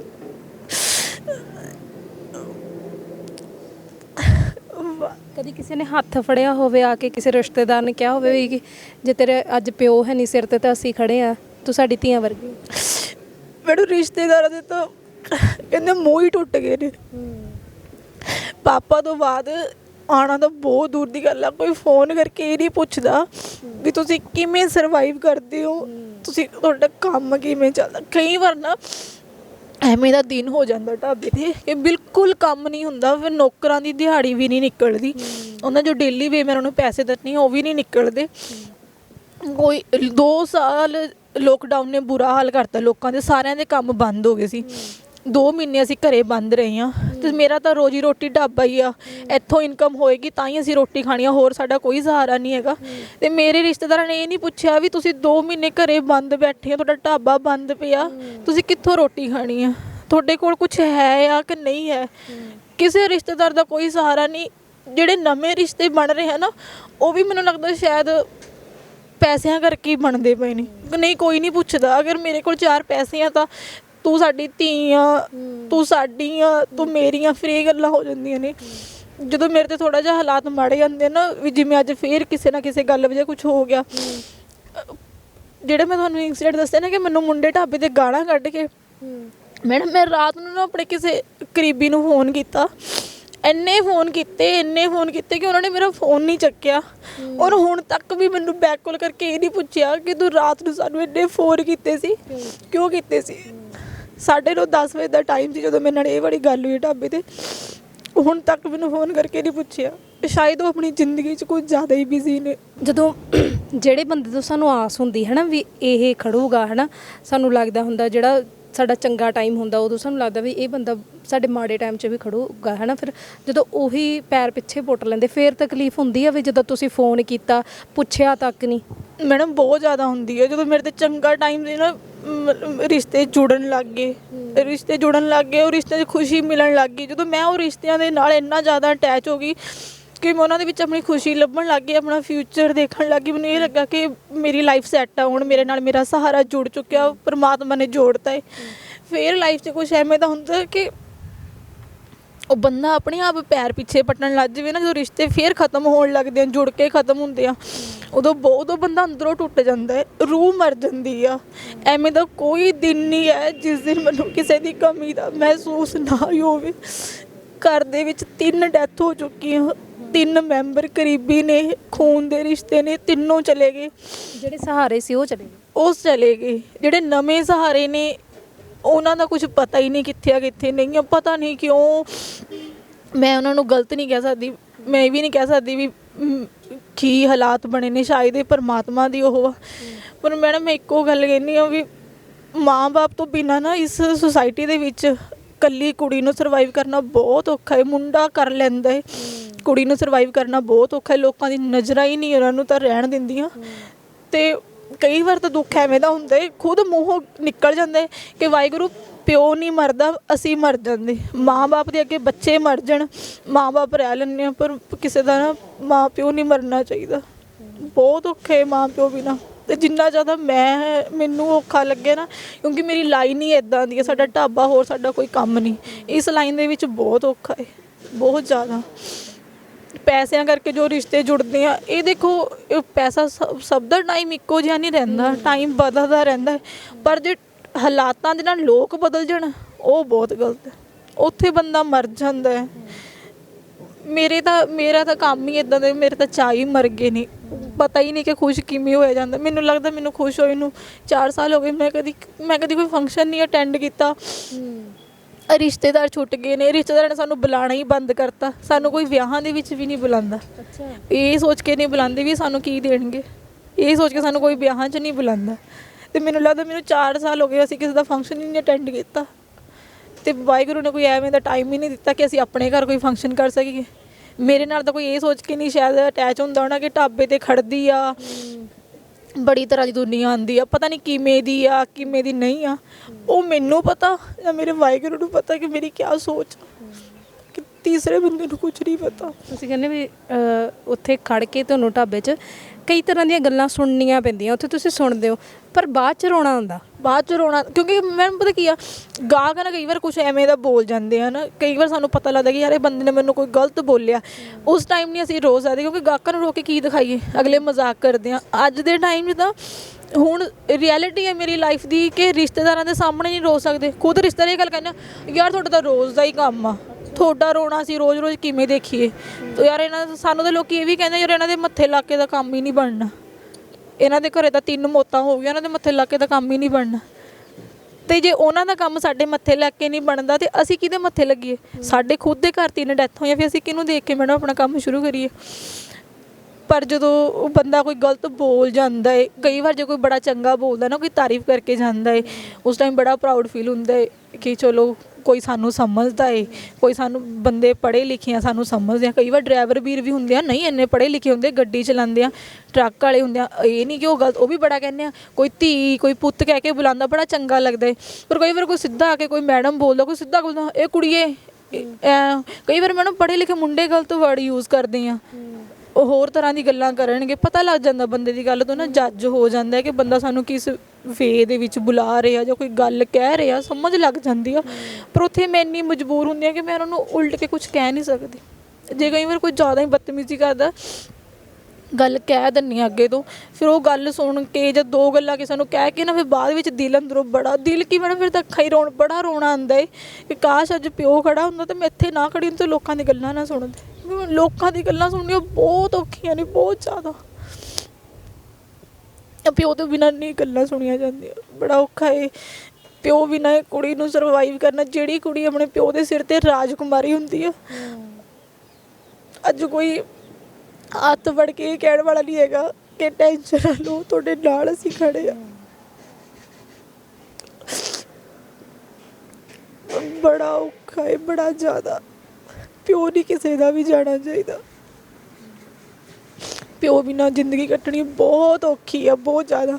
ਕਈਆਂ ਦੇ ਰਿਸ਼ਤੇਦਾਰ ਹੁੰਦੇ ਆ ਵਧੀਆ, ਜੋ ਪਿਓ ਮਰ ਜਾਂਦਾ ਚਾਚੇ ਤਾਏ ਨਾਲ ਖੜਦੇ ਆ, ਹੋਰ ਰਿਸ਼ਤੇਦਾਰ ਬੜੇ ਹੁੰਦੇ ਨੇ। ਪਰ ਮੈਡਮ ਮੇਰੇ ਰਿਸ਼ਤੇਦਾਰ ਇੱਦਾਂ ਦੇ ਨੇ, ਨਾਲ ਖੜਨਾ ਬੜੀ ਦੂਰ ਦੀ ਗੱਲ ਹੈ। ਫੋਨ ਕਰਕੇ ਸਾਨੂੰ ਹੌਸਲਾ ਵੀ ਨਹੀਂ ਦੇਣ ਵਾਲੇ ਹੈਗੇ। ਕਈ ਲੋਕੀ ਬੰਦਾ ਕੋਈ ਇਹ ਨਾਲ ਕਹਿ ਦੇਵੇ ਨਾ ਕਿ ਅਸੀਂ ਤੁਹਾਡੇ ਨਾਲ ਖੜੇ ਹਾਂ, ਪੁੱਤ ਟੈਨਸ਼ਨ ਨਹੀਂ ਲੈਣੀ, ਕੋਈ ਦਿੱਕਤ ਹੋਈ ਤਾਂ ਸਾਨੂੰ ਦੱਸਿਓ, ਬੰਦੇ ਨੂੰ ਨਾ ਇੰਨੇ 'ਚ ਹੌਸਲਾ ਹੋ ਜਾਂਦਾ ਹੈ। ਸਾਡੇ ਨਾਲ ਤਾਂ ਕੋਈ ਇਹ ਕਹਿਣ ਵਾਲਾ ਨਹੀਂ ਹੈਗਾ। ਕੰਨ ਤਰਸ ਗਏ ਨੇ ਇਹ ਗੱਲ ਸੁਣਨ ਨੂੰ ਵੀ, ਕੋਈ ਸਾਨੂੰ ਇਹ ਗੱਲ ਕਹੇ ਕਿ ਤੁਹਾਡੇ ਨਾਲ ਖੜਿਆ ਸੀ, ਤੁਸੀਂ ਟੈਨਸ਼ਨ ਨਾ ਲਿਓ। ਟੈਨਸ਼ਨ ਕੋਈ ਦਿੱਕਤ ਆ ਤੇ ਇਕੱਲੇ ਬੈਠ ਕੇ ਰੋ ਲਓ ਅੰਦਰ, ਅੱਖਾਂ ਸਾਫ਼ ਕਰਕੇ ਮੂੰਹ ਧੋ ਕੇ ਬਾਹਰ ਆ ਜਾਓ, ਲੋਕਾਂ ਨੂੰ ਹੱਸ ਕੇ ਦਿਖਾ ਦਿਓ ਕਿ ਅਸੀਂ ਬਹੁਤ ਖੁਸ਼ ਹਾਂ। ਬਸ ਇਹ ਜ਼ਿੰਦਗੀ ਰਹਿ ਗਈ ਹੁਣ ਸਾਡੀ ਕਿ ਅਗਰ ਸਾਨੂੰ ਕੋਈ ਤਕਲੀਫ ਆ ਤਾਂ ਅੰਦਰ ਬੈਠ ਕੇ ਰੋ ਲੈਂਦੇ ਹਾਂ, ਹੰਝੂ ਸਾਫ਼ ਕਰਕੇ ਮੂੰਹ ਧੋ ਕੇ ਫਿਰ ਆ ਕੇ ਬਾਹਰ ਹੱਸ ਕੇ ਵਿਖਾ ਦਿੰਦੇ ਕਿ ਅਸੀਂ ਬਹੁਤ ਖੁਸ਼ ਹਾਂ। ਕਿਉਂਕਿ ਇੱਕ ਸੱਚਾਈ ਹੋਰ ਅੱਜ ਦੇ ਟਾਈਮ ਦੀ, ਲੋਕ ਨਾ ਕਿਸੇ ਦਾ ਮਨ ਨਹੀਂ ਪੜ੍ਹ ਸਕਦੇ, ਨਾ ਕਿਸੇ ਦਾ ਫੇਸ 'ਤੇ ਦੁੱਖ ਦੇਖ ਸਕਦੇ। ਸਿਰਫ ਦਿਖਾਵਾ ਚੱਲਦਾ ਹੈ ਅੱਜ ਦੇ ਟਾਈਮ 'ਚ, ਸਿਰਫ ਦਿਖਾਵਾ ਹੈ। ਅਗਰ ਮੈਂ ਸੋਹਣੇ ਕੱਪੜੇ ਪਾਏ ਹੋਏ ਨੇ, ਮੇਰੇ ਕੋਲ ਵਧੀਆ ਮੈਂ ਗੋਲਡ ਵਗੈਰਾ ਪਾਇਆ, ਤਾਂ ਲੋਕੀ ਕਹਿਣਗੇ ਯਾਰ ਇਹ ਬੜਾ ਰਿਚ ਹੈ। ਘਰੇ ਭਾਵੇਂ ਮੇਰੇ ਰੋਟੀ ਨਾ ਪੱਕਦੀ ਹੋਵੇ, ਮੇਰੇ ਸੰਸਕਾਰ ਵਧੀਆ ਨੇ, ਮੇਰੀ ਸੋਚ ਵਧੀਆ ਹੈ, ਉਹਦੀ ਕੋਈ ਵੈਲਿਊ ਨਹੀਂ ਹੈਗੀ। ਅਗਰ ਮੇਰੇ ਕੱਪੜੇ ਘਟੀਆ ਨੇ, ਅਗਰ ਮੈਂ ਢਾਬੇ 'ਤੇ ਖੜੀ ਹਾਂ ਤਾਂ ਮੈਂ ਕੁੜੀ ਘਟੀਆ ਹੈ। ਮੇਰੀ ਇਹ ਲੋਕਾਂ ਦੀ ਮੈਂਟੈਲਿਟੀ ਹੈ, ਇਹ ਲੋਕਾਂ ਦੀ ਸੋਚ ਹੈ। ਕੁੜੀ ਦੇ ਸੰਸਕਾਰ ਨਹੀਂ ਵੇਖਣੇ, ਕੁੜੀ ਦੀ ਅੱਧੇ ਲੋਕਾਂ ਨੂੰ ਤਾਂ ਇਹ ਨਹੀਂ ਪਤਾ ਕਿ ਮੈਂ ਪੜ੍ਹੀ ਕਿੰਨੀ ਹੋਊਂਗੀ। ਢਾਬੇ ਪਰ ਕਈ ਲੋਕੀ ਮੈਨੂੰ ਖੜੇ ਇਹ ਸੋਚ ਲੈਂਦੇ ਆ ਕਿ ਐਵੇਂ ਹੋਏਗੀ, ਹਾਂ ਅਨਪੜ੍ਹ ਹੋਏਗੀ, ਢਾਬੇ 'ਤੇ ਖੜੀ ਆ ਤਾਂ ਹੀ ਢਾਬੇ 'ਤੇ ਖੜੀ ਆ। ਕਈ ਵਾਰ ਕੋਈ ਆਂਦਾ ਪੁੱਛਦੇ ਨੇ ਮੈਡਮ ਤੁਸੀਂ ਕੀ, ਫਿਰ ਮੈਂ ਦੱਸਦੀ ਹਾਂ ਉਹਨਾਂ ਨੂੰ ਕਿ ਮੇਰੀ ਆਹ ਵਾਲੀ ਕੁਆਲੀਫਿਕੇਸ਼ਨ ਹੈ ਅਤੇ ਮੈਂ 2 ਸਾਲ ਜੋਬ ਕੀਤੀ ਆ। ਫਿਰ ਬੜੇ ਹੈਰਾਨ ਹੁੰਦੇ ਮੈਡਮ ਤੁਸੀਂ ਪ੍ਰੋਫੈਸਰ ਰਹੇ ਹੋ, ਤੁਸੀਂ ਜੇ ਢਾਬੇ 'ਤੇ ਕਿਉਂ ਆ ਗਏ? ਫਿਰ ਉਹਨਾਂ ਨੂੰ ਮਜਬੂਰੀ ਦੱਸੀ ਦੀ ਆ, ਵੀਰੇ ਆਹ ਵਾਲੀ ਮਜਬੂਰੀ ਆ। ਫਿਰ ਪ੍ਰਾਊਡ ਫੀਲ ਕਰਦੇ ਨੇ ਕਿ ਮੈਡਮ ਤੁਸੀਂ ਬਹੁਤ ਵਧੀਆ ਕੰਮ ਕਰ ਰਹੇ ਹੋ, ਵਾਹਿਗੁਰੂ ਤੁਹਾਨੂੰ ਤਰੱਕੀਆਂ ਦੇਵੇ, ਬਲੈਸਿੰਗ ਵੀ ਦਿੰਦੇ ਆ ਬੜੇ ਲੋਕੀ। ਪਰ ਕੁਛ ਲੋਕੀ 100 ਦੇ ਵਿੱਚੋਂ ਨਾ 10% ਲੋਕੀ ਇੱਦਾਂ ਦੇ ਨੇ ਜੋ ਪੂਰੇ ਦਿਨ ਦੀ ਕੀਤੀ ਹੋਈ ਮਿਹਨਤ ਨਾ ਇੱਕਦਮ ਮਿੱਟੀ 'ਚ। ਦਿਨ ਨਹੀਂ 4 ਸਾਲਾਂ ਦੇ ਵਿੱਚ ਨਿਕਲਿਆ ਕਿ ਜਿਸ ਦਿਨ ਅਸੀਂ ਨਾ ਰੋਏ ਹੋਈਏ। ਅਗਰ ਪੂਰਾ ਦਿਨ ਸਾਡਾ ਸਹੀ ਜਾਂਦਾ ਹੈ ਤਾਂ ਰਾਤ ਨੂੰ ਰੋ ਲੈਂਦੇ ਹਾਂ, ਨਹੀਂ ਕਈ ਵਾਰ ਤਾਂ ਐਵੇਂ ਦਾ ਹੁੰਦਾ ਕਿ ਸਵੇਰੇ ਦਿਨ ਚੜ੍ਹਦੇ ਹੀ ਰੋ ਲੈਂਦੇ ਹਾਂ। ਐਵੇਂ ਦਾ ਕੋਈ ਦਿਨ ਹੀ ਨਹੀਂ ਹੈ ਕਿ ਵਾਹਿਗੁਰੂ ਕੋਈ ਖੁਸ਼ੀ ਦੇਵੇ, ਔਰ ਐਵੇਂ ਦਾ ਕਿਸੇ ਦਾ ਸਹਾਰਾ ਨਹੀਂ ਹੈ। ਇਹ ਸੋਚ ਸਕੇ ਕਿ ਇਹਦਾ ਸਾਨੂੰ ਸਹਾਰਾ ਹੈ ਕਿ ਅਸੀਂ ਆਰਾਮ ਨਾਲ ਬੈਠ ਕੇ 2 ਪਲ ਸੁੱਖ ਦਾ ਸਾਹ ਲੈ ਲਾਂਗੇ, ਐਵੇਂ ਦਾ ਕੋਈ ਉਹ ਨਹੀਂ। ਮਦਰ ਵੀ ਬਿਮਾਰ ਰਹਿੰਦੇ ਨੇ? ਮਦਰ ਮੇਰੇ ਬਿਮਾਰ ਰਹਿੰਦੇ, ਉਹਨਾਂ ਨੂੰ ਬੜੀ ਜ਼ਿਆਦਾ ਪ੍ਰੋਬਲਮ ਹੈ, ਡਾਇਬਟੀਜ਼ ਵੀ ਹੈ, ਉਹਨਾਂ ਦੇ ਪੀਤੇ 'ਚ ਪੱਥਰੀ ਆ। ਪਹਿਲਾਂ ਵੀ 3 ਆਪਰੇਸ਼ਨ ਉਹਨਾਂ ਦੇ ਹੋ ਚੁੱਕੇ ਆ ਅਤੇ ਹੁਣ ਡਾਕਟਰ ਨੇ ਫਿਰ ਉਹਨਾਂ ਦਾ ਆਪਰੇਸ਼ਨ ਦੱਸਿਆ ਹੈ। ਪਰ ਮੈਮ ਫਿਰ ਆਪਰੇਸ਼ਨ ਦੇ ਲਈ ਪੈਸੇ ਚਾਹੀਦੇ ਆ। 25 ਲੱਖ ਦਾ ਕਰਜ਼ਾ ਪਹਿਲਾਂ ਹੀ, ਸਿਸਟਰ ਬਿਮਾਰ, ਤੁਹਾਨੂੰ ਦੱਸਿਆ ਮੈਂ ਸਿਸਟਰ ਬਿਮਾਰ ਰਹੀ ਆ, ਉਹਦੇ ਬਾਅਦ ਮੇਰਾ 25 ਲੱਖ ਲੱਗ ਗਿਆ। 25 ਲੱਖ ਕਹਿਣਾ ਬੜਾ ਸੌਖਾ ਹੈ, ਪਰ ਜਦੋਂ ਬੰਦਾ ਕਿਸੇ ਤੋਂ ਫੜ ਕੇ ਲਗਾਉਂਦਾ ਨਾ, ਅੱਜ ਦੇ ਟਾਈਮ 'ਚ ਬਿਕਰੀਆਂ ਇਕੱਠੀਆਂ ਕਰਨੀਆਂ ਔਖੀਆਂ ਹੋ ਜਾਂਦੀਆਂ ਨੇ। 25 ਲੱਖ ਇਕੱਠਾ ਕਰਨਾ ਬਹੁਤ ਔਖਾ ਹੈ। ਹੁਣ ਜਿਨ੍ਹਾਂ ਤੋਂ ਮੈਂ ਫੜੇ ਸੀ, ਜਿਨ੍ਹਾਂ ਤੋਂ ਮੈਂ ਦੇਣੇ ਆ, ਉਹ ਅਗਲੇ ਤੁਹਾਨੂੰ ਪਤਾ ਉਹਨਾਂ ਜਿਨ੍ਹਾਂ ਨੇ ਦਿੱਤੇ ਆ ਉਹਨਾਂ ਤਾਂ ਅਗਲੇ ਮੰਗਣਗੇ, ਕਿਉਂਕਿ ਅਗਲੇ ਨੇ ਮੇਰੇ ਤੋਂ ਲਏ ਆ। ਬਸ ਉਹ ਮਜਬੂਰੀ ਹੈ ਕਿ ਲੋਕਾਂ ਦਾ ਕਰਜ਼ਾ ਉਤਾਰਨਾ ਹੈ, ਮੰਮੀ ਦਾ ਆਪਰੇਸ਼ਨ ਕਰਵਾਉਣਾ ਹੈ, ਤੇ ਮੈਂ ਆ ਇਸ ਕਰਕੇ ਢਾਬਾ ਚਲਾਉਂਦੀ ਹਾਂ। ਰਿਸ਼ਤੇਦਾਰ ਇਹ ਤੱਕ ਮੈਨੂੰ ਬੋਲ ਦਿੰਦੇ ਆ ਤੁਸੀਂ ਢਾਬਾ ਵੇਚ ਦਿਓ, ਅੱਛਾ, ਤੁਸੀਂ ਢਾਬਾ ਛੱਡ ਦਿਓ। ਮੈਨੂੰ ਮੇਰੇ ਰਿਸ਼ਤੇਦਾਰ ਇਹ ਗੱਲ ਬੋਲਦੇ ਆ ਤੂੰ ਪੜ੍ਹੀ ਲਿਖੀ ਆ, ਨੌਕਰੀ ਦੀ ਤਿਆਰੀ ਕਰ, ਢਾਬਾ ਛੱਡ ਦੇ। ਚਲੋ ਠੀਕ ਹੈ ਜੀ, ਢਾਬਾ ਛੱਡ ਦਿੰਨੇ ਆ, ਵੇਚ ਦਿੰਨੇ ਆ। ਵੇਚੇ ਹੋਏ ਪੈਸੇ ਨਾਲ ਕੀ ਮੇਰਾ 25 ਲੱਖ ਦਾ ਢਾਬਾ ਵਿਕ ਜਾਏਗਾ? ਵੇਚੇ ਪੈਸੇ ਨਾਲ ਮੇਰਾ ਕਰਜ਼ਾ ਉਤਰ ਜਾਏਗਾ? ਅਗਰ ਮੈਂ ਨੌਕਰੀ ਦੀ ਤਿਆਰੀ ਕਰਦੀ ਹਾਂ, ਕੋਈ ਨੌਕਰੀ ਵੀ ਮਤਲਬ ਕਰਦੀ ਹਾਂ, ਤਾਂ ਉਹ ਤਿਆਰੀ ਲਈ ਮੈਨੂੰ ਪੈਸੇ ਵੀ ਚਾਹੀਦੇ ਆ। ਸਟੱਡੀ ਲਈ ਮੈਨੂੰ ਪੈਸੇ ਕੌਣ ਦੇਗਾ? ਜਿਹੜੇ ਰਿਸ਼ਤੇਦਾਰ ਸਾਨੂੰ ਇਹ ਨਹੀਂ ਪੁੱਛਦੇ ਲੋਕਡਾਊਨ 'ਚ, ਜਿਨ੍ਹਾਂ ਨੇ ਇਹ ਨਹੀਂ ਪੁੱਛਿਆ ਕਿ ਤੁਸੀਂ ਕੁਝ ਖਾ ਰਹੇ ਹੋ ਕਿ ਨਹੀਂ ਖਾ, ਤੁਹਾਡੇ ਘਰੇ ਰਾਸ਼ਨ ਹੈ ਕਿ ਨਹੀਂ ਹੈ, ਉਹ ਰਿਸ਼ਤੇਦਾਰ ਮੈਨੂੰ ਪੜ੍ਹਾ ਦੇਣਗੇ। ਰਿਸ਼ਤੇਦਾਰਾਂ ਤੇ ਤੋਂ ਕਹਿਣਾ ਕਿ ਤੂੰ ਢਾਬੇ 'ਤੇ ਨਾ ਖੜਿਆ ਕਰ, ਤੇਰਾ ਢਾਬੇ 'ਤੇ ਖੜਨਾ ਸਹੀ ਨਹੀਂ ਹੈਗਾ। ਨਹੀਂ ਮੈਂ ਮੰਨਦੀ ਹਾਂ ਕਿ ਢਾਬਾ ਲਾਈਨ ਕੁੜੀਆਂ ਲਈ ਨਹੀਂ ਸਹੀ ਹੈਗੀ, ਠੀਕ ਹੈ, ਇੱਥੇ ਬੜੇ ਤਰ੍ਹਾਂ ਦੇ ਲੋਕੀ ਆਉਂਦੇ ਆ, ਪਰ ਮੈਡਮ ਜੇ ਆਪਾਂ ਲੋਕਾਂ ਨੂੰ ਦੇਖ ਕੇ ਜੀ ਗਏ ਫਿਰ ਸਾਨੂੰ ਕੌਣ ਪੁੱਛੇਗਾ? ਜਾਂ ਤਾਂ ਇਹ ਹੋਵੇ ਰਿਸ਼ਤੇਦਾਰ ਸਾਨੂੰ ਖਾਣ ਲਈ ਦਾਣੇ ਦੇਣ ਸਾਡੇ ਘਰੇ, ਅਸੀਂ ਬਹਿ ਜਾਂਦੇ ਹਾਂ ਘਰੇ, ਸਾਡੇ ਦੁੱਖ ਸੁੱਖ 'ਚ ਸਾਨੂੰ ਦਵਾਈ ਬੂਟੀ ਦੇਣ, ਅਸੀਂ ਬਹਿ ਜਾਂਦੇ ਹਾਂ ਘਰੇ, ਨਹੀਂ ਢਾਬੇ 'ਤੇ ਖੜਦੀ। ਲੋਕਾਂ ਨੇ ਤਾਂ ਸਾਨੂੰ ਗਲਤ ਕਹਿਣਾ, ਸਾਨੂੰ ਸਾਡੇ ਖੁਦ ਰਿਸ਼ਤੇਦਾਰ ਕਹਿ ਦਿੰਦੇ ਤੁਸੀਂ ਢਾਬੇ 'ਤੇ ਕਿਉਂ ਖੜੇ ਹੋ, ਨਹੀਂ ਚੰਗੇ ਲੱਗਦੇ ਖੜੇ। ਸੋਚ ਹੈ ਲੋਕਾਂ ਦੀ। ਤੁਸੀਂ ਕਹਿੰਦੇ ਸੀਗੇ ਕਿ ਢਾਬਾ ਵੇਚਣ ਦੀ ਗੱਲ ਆਉਂਦੀ, ਤੁਸੀਂ ਕਹਿੰਦੇ ਵੀ ਜੇ ਕਿਸੇ ਨੂੰ ਮੈਂ ਘਰ ਢਾਬਾ ਵੇਚਦੀ ਹਾਂ, ਉਹਨੇ ਫਾਦਰ ਸਾਹਿਬ ਦਾ ਨਾਮ ਹਟਾ ਕੇ ਆਪਣਾ ਲਾਉਣਾ, ਤੇ ਤੁਸੀਂ ਚਾਹੁੰਦੇ ਹੋ ਵੀ ਜੋ ਤੁਹਾਡੇ ਫਾਦਰ ਸਾਹਿਬ ਨੇ ਬਿਜ਼ਨਸ ਖੜਾ ਕੀਤਾ ਵੀ ਉਹਨੂੰ ਇੱਦਾਂ ਹੀ ਸਟੈਂਡ ਰੱਖਾ ਜਿੰਨੀ ਚਿਰ ਹੈ? ਹਾਂਜੀ, ਮੈਂ ਅਗਰ ਮੇਰਾ ਕੋਈ ਹੋਰ ਬਿਜ਼ਨਸ ਹੁੰਦਾ ਸ਼ਾਇਦ ਮੈਂ ਸੋਚ ਵੀ ਲੈਂਦੀ ਵੇਚਣ ਬਾਰੇ, ਪਰ ਅਸੀਂ ਆਪਣੀ ਮੰਮਾ ਦੇ ਮੂੰਹੋਂ ਨਾ ਬੜੀ ਵਾਰ ਸੁਣਦੇ ਹਾਂ ਕਿ ਤੁਹਾਡੇ ਪਾਪਾ ਨੇ ਨਾ ਰਾਤਾਂ ਜਾਗੀਆਂ ਹੋਈਆਂ ਨੇ। ਅਸੀਂ ਸੁਣਦੇ ਹੁੰਦੇ ਸੀ, ਸਾਨੂੰ ਨਹੀਂ ਪਤਾ ਸੀ ਵੀ ਇਹ ਕਿਉਂ ਕਹਿੰਦੇ ਆ। ਅੱਜ ਇਸ ਲਾਈਨ 'ਚ ਆਈ ਹਾਂ, ਖੁਦ ਇੱਥੇ ਇਸ ਕੰਮ ਦੇ ਖੜੀ ਹਾਂ, ਪਾਪਾ ਵਾਲੀ ਜਗ੍ਹਾ 'ਤੇ ਖੜੀ ਹਾਂ, ਹੁਣ ਪਤਾ ਲੱਗਦਾ ਰਾਤਾਂ ਜਾਗੀਆਂ ਕਿਉਂ ਕਹਿੰਦੇ ਆ। ਸਵੇਰੇ ਇੱਕਦਮ ਜਲਦੀ ਉੱਠਣਾ, ਰਾਤ ਨੂੰ 2-2 3-3 ਵਜੇ ਤੱਕ ਜਾਗਣਾ, ਫਿਰ ਘਰੇ ਜਾ ਕੇ ਸੁੰਨਸਾਨ ਏਰੀਏ 'ਚ ਜਾਣਾ, ਉਹਨੂੰ ਕਹਿੰਦੇ ਆ ਰਾਤਾਂ ਜਾਗਣੇ। ਜਦੋਂ ਕਈ ਵਾਰ ਕੰਮ ਨਹੀਂ ਹੁੰਦਾ ਨਾ, ਫਿਰ ਅੱਡੀਆਂ ਚੱਕ ਚੁੱਕ ਕੇ ਵੇਖਣਾ ਕੋਈ ਗਾਹਕ ਆਵੇ, ਕੋਈ ਗਾਹਕ ਆਵੇ। ਉਹ ਪਾਪਾ ਦੀ ਇੰਨੀ ਮਿਹਨਤ ਆ ਨਾ ਕਿ ਮੈਂ ਬਸ ਆਪਣੇ ਪਾਪਾ ਦੀ ਮਿਹਨਤ ਕਰਕੇ ਆਪਣੀ ਜੋਬ ਛੱਡ ਕੇ ਢਾਬੇ 'ਤੇ ਖੜੀ ਹਾਂ, ਅਤੇ ਮੇਰਾ ਇੱਕੋ ਹੀ ਮਕਸਦ ਆ ਕਿ ਮੈਂ ਆਪਣੇ ਪਾਪਾ ਦੇ ਨਾਮ ਨੂੰ ਨਾ ਇੰਨਾ ਅੱਗੇ ਲੈ ਕੇ ਜਾਵਾਂ ਕਿ ਮੈਂ ਜਿਹੜੇ ਲੋਕੀ ਮੇਰੇ ਪਾਪਾ ਦੇ ਅੰਗੇਜਡ ਹੋ ਗਏ ਨਾ, ਜਿਹੜੇ ਕਿਸੇ ਟਾਈਮ ਮੇਰੇ ਪਾਪਾ ਦੇ ਭਰਾ ਬਣੇ ਹੋਏ ਸੀ, ਅਤੇ ਅੱਜ ਉਹ ਸਾਡੇ ਦੁਸ਼ਮਣ ਬਣ ਗਏ ਨੇ। ਮੈਂ ਨਾਮ ਨਹੀਂ ਲਊਂਗੀ, ਇੱਥੋਂ ਦੇ ਕੁਝ ਬੰਦੇ ਨੇ ਜਿਹੜੇ ਮੇਰੇ ਪਾਪਾ ਨੂੰ ਇਹ ਕਹਿੰਦੇ ਸੀ ਕਿ ਅਸੀਂ ਇਹਨਾਂ ਦੇ ਭਰਾ ਬਣੇ ਹੋਏ ਹਾਂ, ਜਿਨ੍ਹਾਂ ਨੂੰ ਖੁਦ ਮੇਰੇ ਪਾਪਾ ਨੇ ਸਟੈਂਡ ਕੀਤਾ। ਸਟੈਂਡ ਮੀਨਸ ਵੀ ਉਹਨਾਂ ਨੂੰ ਕੰਮ ਵਿਹਲੇ ਹੁੰਦੇ ਸੀ ਲੋਕੀ, ਉਹ ਮੇਰੇ ਪਾਪਾ ਨੇ ਉਹਨਾਂ ਨੂੰ ਕੰਮ ਲਗਾਇਆ ਵੀ ਤੁਸੀਂ ਆਹ ਵਾਲਾ ਕੰਮ ਕਰੋ, ਉਹਨਾਂ ਨੂੰ ਕੰਮ ਖੋਲ੍ਹ ਕੇ ਵੀ ਦਿਆ। ਖੁਦ ਮੇਰੇ ਪਾਪਾ ਨੇ ਨਾ ਉਹਨਾਂ ਦੇ ਕੰਮ ਖੋਲ੍ਹ ਕੇ, ਉਹਨਾਂ ਦੇ ਕੰਮ ਬਿਜ਼ਨਸ ਦੇ ਵਿੱਚ ਮੇਰੇ ਪਾਪਾ ਨੇ ਆਪ ਇਨਵੈਸਟ ਕੀਤਾ, ਔਰ ਉਹ ਬਿਜ਼ਨਸ ਦੇ ਵਿੱਚ ਮੇਰੇ ਪਾਪਾ ਨੇ ਆਪ ਆਪਣੇ ਹੱਥੀਂ ਕੰਮ ਕੀਤਾ। ਹਫਤਾ 10-10 ਦਿਨ ਉੱਥੇ ਮੇਰੇ ਪਾਪਾ ਨੇ ਕੰਮ ਕਰਕੇ ਆਉਣਾ ਵੀ ਤੁਹਾਡੀ ਇੱਕ ਵਾਰੀ ਮਾਰਕੀਟ ਬਣ ਜਾਵੇ। ਅੱਜ ਉਹ ਲੋਕੀ ਸਾਡੇ ਦੁਸ਼ਮਣ ਬਣ ਗਏ। ਦੁਸ਼ਮਣ ਇਸ ਗੱਲੋਂ ਬਣ ਗਏ, ਉਹਨਾਂ ਨੂੰ ਇਹ ਸੀ ਕਿ ਮੁੰਡੇ ਦੀ ਡੈਥ ਹੋ ਗਈ ਹੈ, ਪਾਪਾ ਤੋਂ ਬਾਅਦ ਬ੍ਰਦਰ ਦੀ ਡੈਥ ਹੋਈ, ਵੀ ਉਹਨਾਂ ਦਾ ਕੰਮ ਬਿਜ਼ਨਸ ਖਤਮ ਹੈ, ਕਿਸੇ ਨੇ ਢਾਬੇ 'ਤੇ ਨਹੀਂ ਆਉਣਾ ਅਤੇ ਢਾਬੇ ਅਸੀਂ ਕਬਜ਼ਾ ਕਰ ਲੈਣਾ।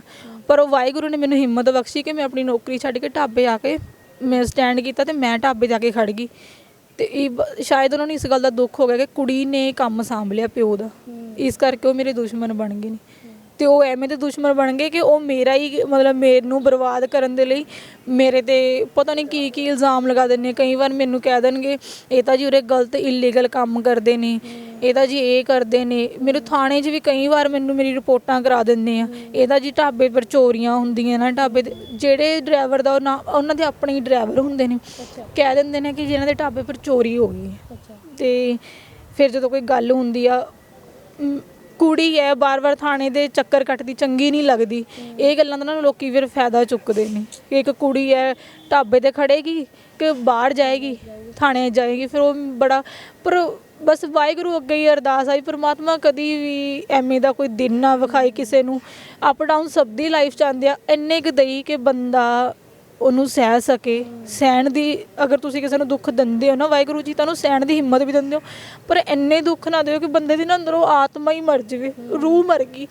ਮੈਡਮ ਮੇਰੇ ਸ਼ੌਂਕ ਮਰ ਗਏ ਨੇ।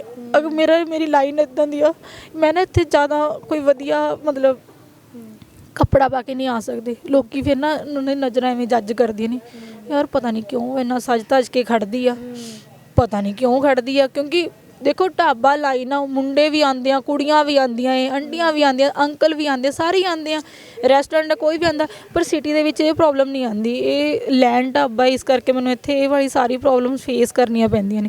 ਮੇਰੇ ਸ਼ੌਂਕ ਮਰ ਗਏ ਨੇ, ਕਿਤੇ ਆ ਸਕਦੀ ਹਾਂ ਨਾ ਜਾ ਸਕਦੀ ਹਾਂ, ਕਿਉਂਕਿ ਮੈਂ ਇਹ ਕੰਮ ਹੀ ਨਹੀਂ ਛੱਡ ਸਕਦੀ। ਮੇਰੇ ਤੋਂ ਬਿਨਾਂ ਇੱਥੇ ਕੋਈ ਨਹੀਂ ਹੈ ਕਿ ਮੈਂ ਕਿਸੇ ਨੂੰ ਇੱਥੇ ਬਿਠਾ ਕੇ ਆਪਣੀ ਪਰਸਨਲ ਲਾਈਫ ਲਈ ਮੈਂ 2 ਮਿੰਟ ਕੱਢ ਸਕਾਂ। ਨਹੀਂ, ਜ਼ਿੰਦਗੀ 'ਚ ਬੜੇ ਦੁੱਖ ਦੇਖੇ ਆ, ਕੋਈ ਉਮੀਦ ਹੈਗੀ ਹੈ, ਕੋਈ ਵਿਸ਼ ਹੈਗੀ ਹੈ ਵੀ ਆਹ ਚੀਜ਼ ਹੋ ਜਾਏ?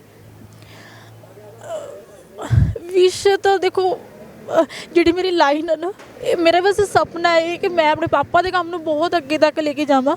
ਅਰਦਾਸ ਆ ਵਾਹਿਗੁਰੂ ਅੱਗੇ ਵੀ ਮੇਰੇ ਜੀਵਨ ਦੇ ਵਿੱਚ ਜਿਹੜਾ ਮੇਰਾ ਜੀਵਨ ਸਾਥੀ ਹੋਵੇ, ਕਿਉਂਕਿ ਦੇਖੋ ਹੁਣ ਤਾਂ ਕੋਈ ਉਮੀਦ ਆ ਹੋਰ ਤਾਂ ਕੋਈ ਵੀ ਜੀਵਨ ਸਾਥੀ ਮੇਰਾ ਇਹੋ ਜਿਹਾ ਹੋਵੇ ਜਿਹੜੇ ਮੇਰੇ ਪਾਪਾ ਦੇ ਬਿਜ਼ਨਸ ਨੂੰ ਸਾਂਭ ਲਵੇ ਔਰ ਮੇਰੀ ਮੰਮੀ ਦਾ ਬੁਢਾਪਾ ਸੁਧਰ ਜਾਵੇ, ਉਹਨਾਂ ਦਾ ਬੁਢਾਪੇ 'ਚ ਸਾਥ ਦੇਵੇ, ਜਵਾਈ ਨਹੀਂ ਪੁੱਤ ਬਣ ਕੇ ਉਹਨਾਂ ਦਾ ਖਿਆਲ ਰੱਖੇ।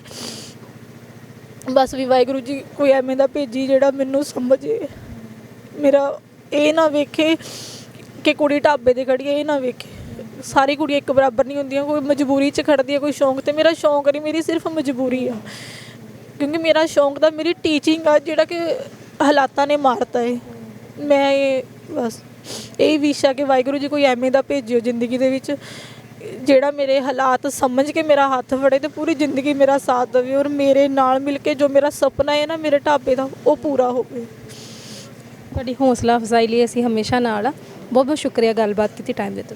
ਥੈਂਕ ਯੂ ਮੈਮ, ਤੁਸੀਂ ਮੇਰੀ ਇੰਟਰਵਿਊ ਲਈ।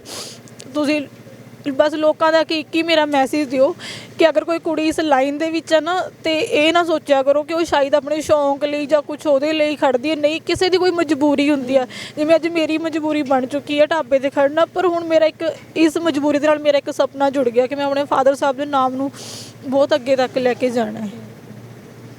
ਸੋ ਜੀ ਇਹ ਜਿਹੜਾ ਢਾਬਾ ਚਮਕੌਰ ਸਾਹਿਬ 'ਚ ਹੈ, ਪੂਰੀ ਲੋਕੇਸ਼ਨ ਕੀ ਹੈ ਇੱਕ ਵਾਰ ਦੱਸ ਦਿਓ। ਇਹ ਚਮਕੌਰ ਸਾਹਿਬ ਨੀਲੋ ਪੁਲ ਦੇ ਉੱਪਰ ਢਾਬਾ ਲੱਕੀ ਵੈਸ਼ਨੂ ਢਾਬਾ। ਸੋ ਜੀ ਇਸ ਧੀ 'ਚ ਬਹੁਤ ਹਿੰਮਤ ਹੈ, ਘਰ 'ਚ ਇੰਨਾ ਕੁਛ ਵਾਪਰਦਾ ਹੈ, ਪਰ ਫਿਰ ਵੀ ਇਹ ਜਿਹੜੀ ਆ ਉਹ ਢਹਿ ਢੇਰੀ ਨਹੀਂ ਢਾਉਂਦੇ, ਕੰਮ ਸਾਂਭਦੇ ਆ, ਆਪਣੀ ਮਦਰ ਨੂੰ ਵੀ ਸਾਂਭ ਰਹੇ ਆ। ਪੂਰਾ ਜਿਹੜਾ ਹੈਗਾ ਫਾਦਰ ਸਾਹਿਬ ਦਾ ਸੁਪਨਾ ਸੀਗਾ ਉਹ ਵੀ ਪੂਰਾ ਕਰਨ ਦੀ ਕੋਸ਼ਿਸ਼ ਕਰਦੇ ਆ। ਤੇ ਇੱਕ ਵਾਰੀ ਵਿਜ਼ਿਟ ਜ਼ਰੂਰ ਕਰਿਓ, ਇੱਥੇ ਜ਼ਰੂਰ ਆਇਓ ਭੈਣ ਦੀ ਹੌਸਲਾ ਅਫਜ਼ਾਈ ਲਈ, ਤੇ ਤਾਂ ਜੋ ਇਹਨਾਂ ਦਾ ਹੌਸਲਾ ਜਿਹੜਾ ਹੋਰ ਵੱਧ ਸਕੇ ਇਸ ਕੰਮ ਦੇ ਵਿੱਚ। ਇਹ ਬਹੁਤ ਉੱਚਾ ਜਿਹੜਾ ਇਸ ਕੰਮ ਨੂੰ ਲੈ ਕੇ ਜਾਣਾ ਚਾਹੁੰਦੇ ਆ। ਇੰਟਰਵਿਊ ਵਧੀਆ ਲੱਗੀ, ਸ਼ੇਅਰ ਜ਼ਰੂਰ ਕਰ ਦਿਓ। ਮੈਨੂੰ ਦਿਓ ਇਜਾਜ਼ਤ, ਸਤਿ ਸ਼੍ਰੀ ਅਕਾਲ।